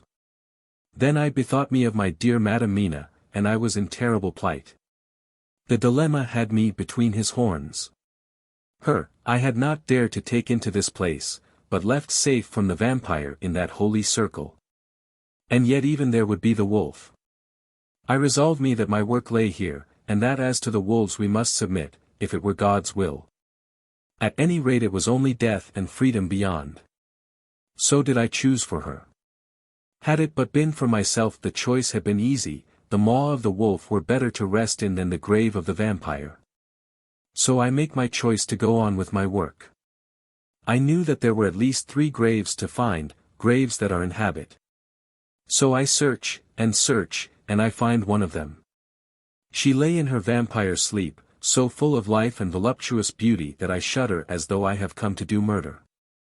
Ah, I doubt not that in the old time, when such things were, many a man who set forth to do such a task as mine, found at the last his heart fail him, and then his nerve. So he delay, till the mere beauty and the fascination of the wanton undead have hypnotized him. And he remain on, till sunset come, and the vampire's sleep be over. Then the beautiful eyes of the fair woman open and look love, and the voluptuous mouth present to a kiss, and the man is weak. And there remain one more victim in the vampire fold. One more to swell the grim and grisly ranks of the undead. There is some fascination, surely, when I am moved by the mere presence of such an one, even lying as she lay in a tomb fretted with age and heavy with the dust of centuries. Though there be that horrid odor such as the lairs of the Count have had. Yes, I was moved. I, Van Helsing, with all my purpose and with my motive for hate. I was moved to a yearning for delay which seemed to paralyze my faculties and to clog my very soul. It may have been that the need of natural sleep, and the strange oppression of the air were beginning to overcome me.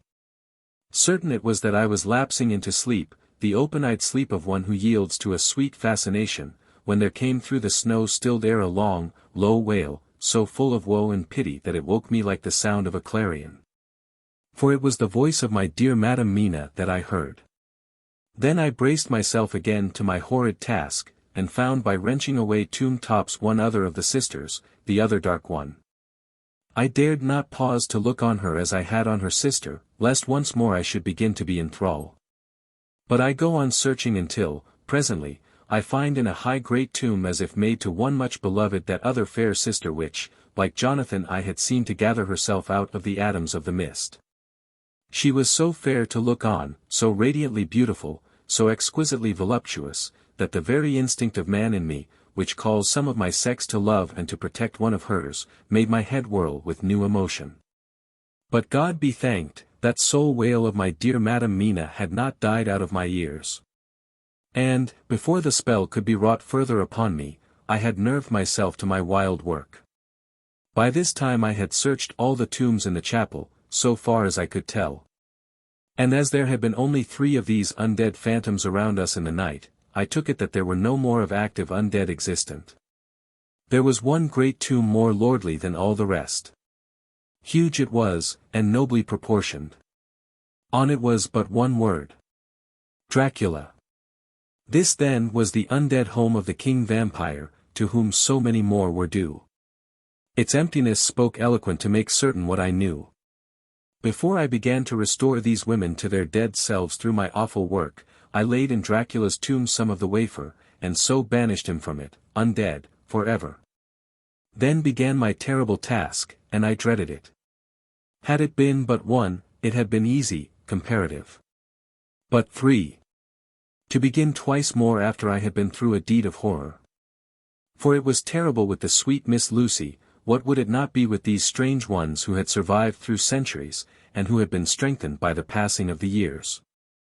Who would, if they could, have fought for their foul lives? Oh, my friend John, but it was butcher work. Had I not been nerved by thoughts of other dead, and of the living over whom hung such a pall of fear, I could not have gone on. I tremble and tremble even yet, though till all was over, God be thanked, my nerve did stand. Had I not seen the repose in the first place, and the gladness that stole over it just ere the final dissolution came, as realization that the soul had been won, I could not have gone further with my butchery. I could not have endured the horrid screeching as the stake drove home, the plunging of writhing form, and lips of bloody foam. I should have fled in terror and left my work undone. But it is over. And the poor souls, I can pity them now and weep, as I think of them placid each in her full sleep of death for a short moment ere fading. For, friend John, hardly had my knife severed the head of each, before the whole body began to melt away and crumble into its native dust, as though the death that should have come centuries ago had at last assert himself and say at once and loud, I am here. Before I left the castle I so fixed its entrances that never more can the Count enter there undead. When I stepped into the circle where Madam Mina slept, she woke from her sleep and, seeing me, cried out in pain that I had endured too much. Come. She said, come away from this awful place. Let us go to meet my husband who is, I know, coming towards us. She was looking thin and pale and weak. But her eyes were pure and glowed with fervor. I was glad to see her paleness and her illness, for my mind was full of the fresh horror of that ruddy vampire sleep. And so with trust and hope, and yet full of fear, we go eastward to meet our friends, and him, whom Madam Mina tell me that she know are coming to meet us. Mina Harker's Journal. November 6. It was late in the afternoon when the professor and I took our way towards the east whence I knew Jonathan was coming. We did not go fast, though the way was steeply downhill, for we had to take heavy rugs and wraps with us. We dared not face the possibility of being left without warmth in the cold and the snow. We had to take some of our provisions too, for we were in a perfect desolation, and so far as we could see through the snowfall, there was not even the sign of habitation. When we had gone about a mile, I was tired with the heavy walking and sat down to rest. Then we looked back and saw where the clear line of Dracula's castle cut the sky. For we were so deep under the hill whereon it was set that the angle of perspective of the Carpathian mountains was far below it. We saw it in all its grandeur, perched 1,000 feet on the summit of a sheer precipice, and with seemingly a great gap between it and the steep of the adjacent mountain on any side. There was something wild and uncanny about the place. We could hear the distant howling of wolves. They were far off, but the sound, even though coming muffled through the deadening snowfall, was full of terror. I knew from the way Dr. Van Helsing was searching about that he was trying to seek some strategic point, where we would be less exposed in case of attack. The rough roadway still led downwards. We could trace it through the drifted snow. In a little while the professor signaled to me, so I got up and joined him. He had found a wonderful spot, a sort of natural hollow in a rock, with an entrance like a doorway between two boulders. He took me by the hand and drew me in. "See," he said, "here you will be in shelter. And if the wolves do come I can meet them one by one." He brought in our furs, and made a snug nest for me, and got out some provisions and forced them upon me. But I could not eat, to even try to do so was repulsive to me, and much as I would have liked to please him, I could not bring myself to the attempt. He looked very sad, but did not reproach me. Taking his field glasses from the case, he stood on the top of the rock, and began to search the horizon. Suddenly he called out, "Look! Madam Mina, look! Look!" I sprang up and stood beside him on the rock. He handed me his glasses and pointed. The snow was now falling more heavily, and swirled about fiercely, for a high wind was beginning to blow.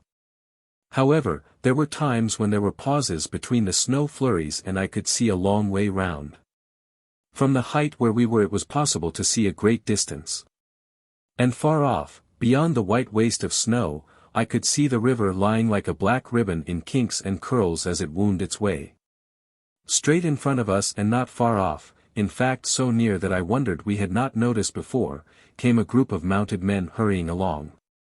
In the midst of them was a cart, a long lighter wagon which swept from side to side, like a dog's tail wagging, with each stern inequality of the road. Outlined against the snow as they were, I could see from the men's clothes that they were peasants or gypsies of some kind. On the cart was a great square chest. My heart leaped as I saw it, for I felt that the end was coming.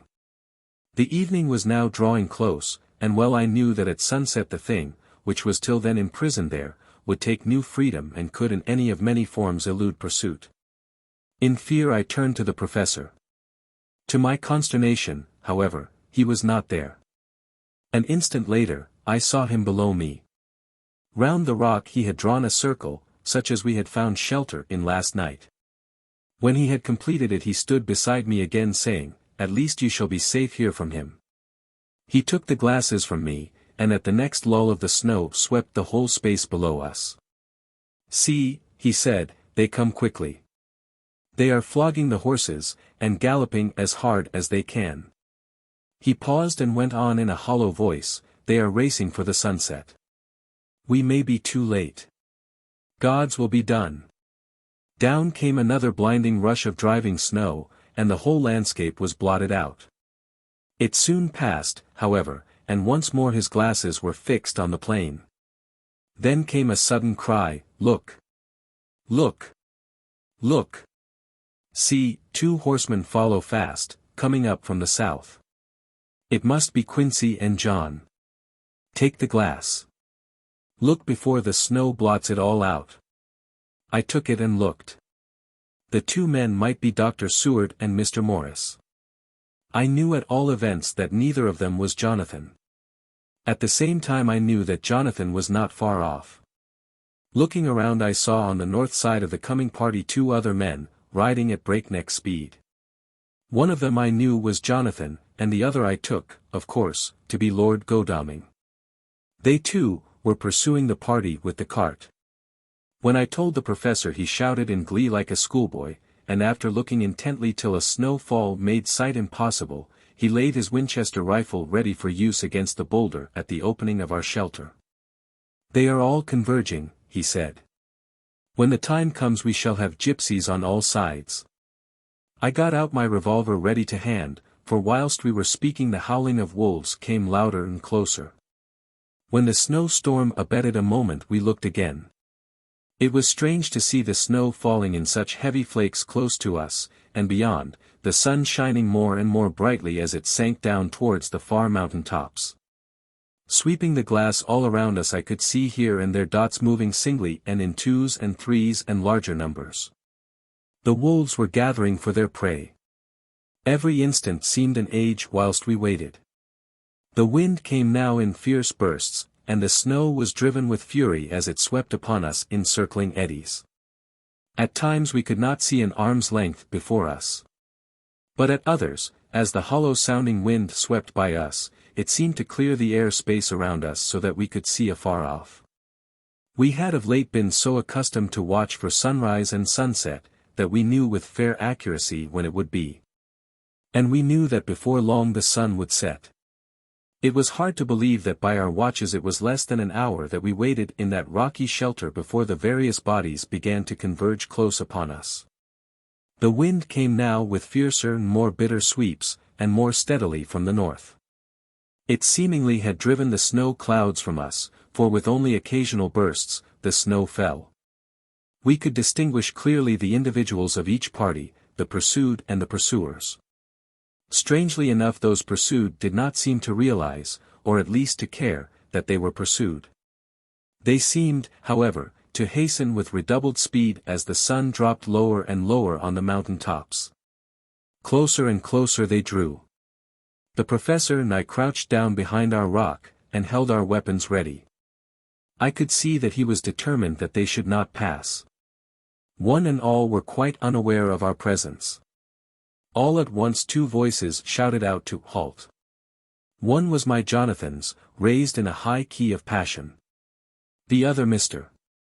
Morris' strong resolute tone of quiet command. The gypsies may not have known the language, but there was no mistaking the tone, in whatever tongue the words were spoken. Instinctively they reined in, and at the instant Lord Godalming and Jonathan dashed up at one side and Dr. Seward and Mr. Morris on the other. The leader of the gypsies, a splendid-looking fellow who sat his horse like a centaur, waved them back, and in a fierce voice gave to his companion some word to proceed. They lashed the horses which sprang forward. But the four men raised their Winchester rifles, and in an unmistakable way commanded them to stop. At the same moment Dr. Van Helsing and I rose behind the rock and pointed our weapons at them. Seeing that they were surrounded the men tightened their reins and drew up. The leader turned to them and gave a word at which every man of the gypsy party drew what weapon he carried, knife or pistol, and held himself in readiness to attack. Issue was joined in an instant. The leader, with a quick movement of his rein, threw his horse out in front, and pointed first to the sun, now close down on the hill tops, and then to the castle, said something which I did not understand. For answer, all four men of our party threw themselves from their horses and dashed towards the cart. I should have felt terrible fear at seeing Jonathan in such danger, but that the ardor of battle must have been upon me as well as the rest of them. I felt no fear, but only a wild, surging desire to do something. Seeing the quick movement of our parties, the leader of the gypsies gave a command. His men instantly formed round the cart in a sort of undisciplined endeavor, each one shouldering and pushing the other in his eagerness to carry out the order. In the midst of this I could see that Jonathan on one side of the ring of men, and Quincy on the other, were forcing a way to the cart. It was evident that they were bent on finishing their task before the sun should set. Nothing seemed to stop or even to hinder them. Neither the leveled weapons nor the flashing knives of the gypsies in front, nor the howling of the wolves behind, appeared to even attract their attention. Jonathan's impetuosity, and the manifest singleness of his purpose, seemed to overawe those in front of him. Instinctively they cowered aside and let him pass. In an instant he had jumped upon the cart, and with a strength which seemed incredible, raised the great box, and flung it over the wheel to the ground. In the meantime, Mr. Morris had had to use force to pass through his side of the ring of Skaney. All the time I had been breathlessly watching Jonathan I had, with the tail of my eye, seen him pressing desperately forward, and had seen the knives of the gypsies flash as he won a way through them, and they cut at him. He had parried with his great bowie knife, and at first I thought that he too had come through in safety. But as he sprang beside Jonathan, who had by now jumped from the cart, I could see that with his left hand he was clutching at his side, and that the blood was spurting through his fingers.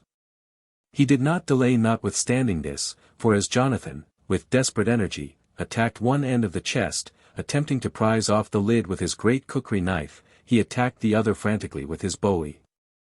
Under the efforts of both men the lid began to yield. The nails drew with a screeching sound, and the top of the box was thrown back. By this time the gypsies, seeing themselves covered by the Winchesters, and at the mercy of Lord Godalming and Dr. Seward, had given in and made no further resistance. The sun was almost down on the mountain tops, and the shadows of the whole group fell upon the snow.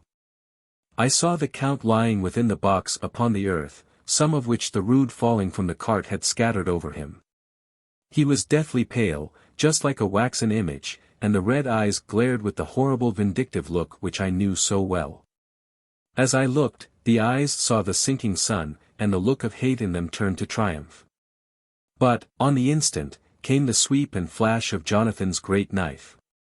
I shrieked as I saw it shear through the throat. Whilst at the same moment Mr. Morris's bowie knife plunged into the heart. It was like a miracle, but before our very eyes, and almost in the drawing of a breath, the whole body crumbled into dust and passed from our sight. I shall be glad as long as I live that even in that moment of final dissolution, there was in the face a look of peace, such as I never could have imagined might have rested there. The castle of Dracula now stood out against the red sky, and every stone of its broken battlements was articulated against the light of the setting sun. The gypsies, taking us as in some way the cause of the extraordinary disappearance of the dead man, turned, without a word, and rode away as if for their lives. Those who were unmounted jumped upon the lighter wagon and shouted to the horsemen not to desert them. The wolves, which had withdrawn to a safe distance, followed in their wake, leaving us alone. Mr. Morris, who had sunk to the ground, leaned on his elbow, holding his hand pressed to his side. The blood still gushed through his fingers. I flew to him, for the holy circle did not now keep me back, so did the two doctors. Jonathan knelt behind him and the wounded man laid back his head on his shoulder. With a sigh he took, with a feeble effort, my hand in that of his own which was unstained. He must have seen the anguish of my heart in my face, for he smiled at me and said, "I am only too happy to have been of service." "Oh, God," he cried suddenly, struggling to a sitting posture and pointing to me. "It was worth for this to die. Look! Look!" The sun was now right down upon the mountain top, and the red gleams fell upon my face, so that it was bathed in rosy light. With one impulse the men sank on their knees and a deep and earnest "Amen" broke from all as their eyes followed the pointing of his finger. The dying man spoke, "Now God be thanked that all has not been in vain. See! The snow is not more stainless than her forehead. The curse has passed away." And, to our bitter grief, with a smile and in silence, he died, a gallant gentleman. Note: 7 years ago we all went through the flames. And the happiness of some of us since then is, we think, well worth the pain we endured. It is an added joy to Mina and to me that our boy's birthday is the same day as that on which Quincy Morris died. His mother holds, I know, the secret belief that some of our brave friend's spirit has passed into him. His bundle of names links all our little band of men together. But we call him Quincy. In the summer of this year we made a journey to Transylvania, and went over the old ground which was, and is, to us so full of vivid and terrible memories. It was almost impossible to believe that the things which we had seen with our own eyes and heard with our own ears were living truths. Every trace of all that had been was blotted out. The castle stood as before, reared high above a waste of desolation. When we got home we were talking of the old time, which we could all look back on without despair, for Godalming and Seward are both happily married. I took the papers from the safe where they had been ever since our return so long ago. We were struck with the fact, that in all the mass of material of which the record is composed, there is hardly one authentic document. Nothing but a mass of typewriting, except the later notebooks of Mina and Seward and myself, and Van Helsing's memorandum. We could hardly ask anyone, even did we wish to accept these as proofs of so wild a story. Van Helsing summed it all up as he said, with our boy on his knee. We want no proofs. We ask none to believe us.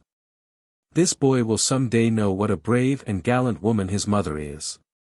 Already he knows her sweetness and loving care. Later on he will understand how some men so loved her, that they did dare much for her sake.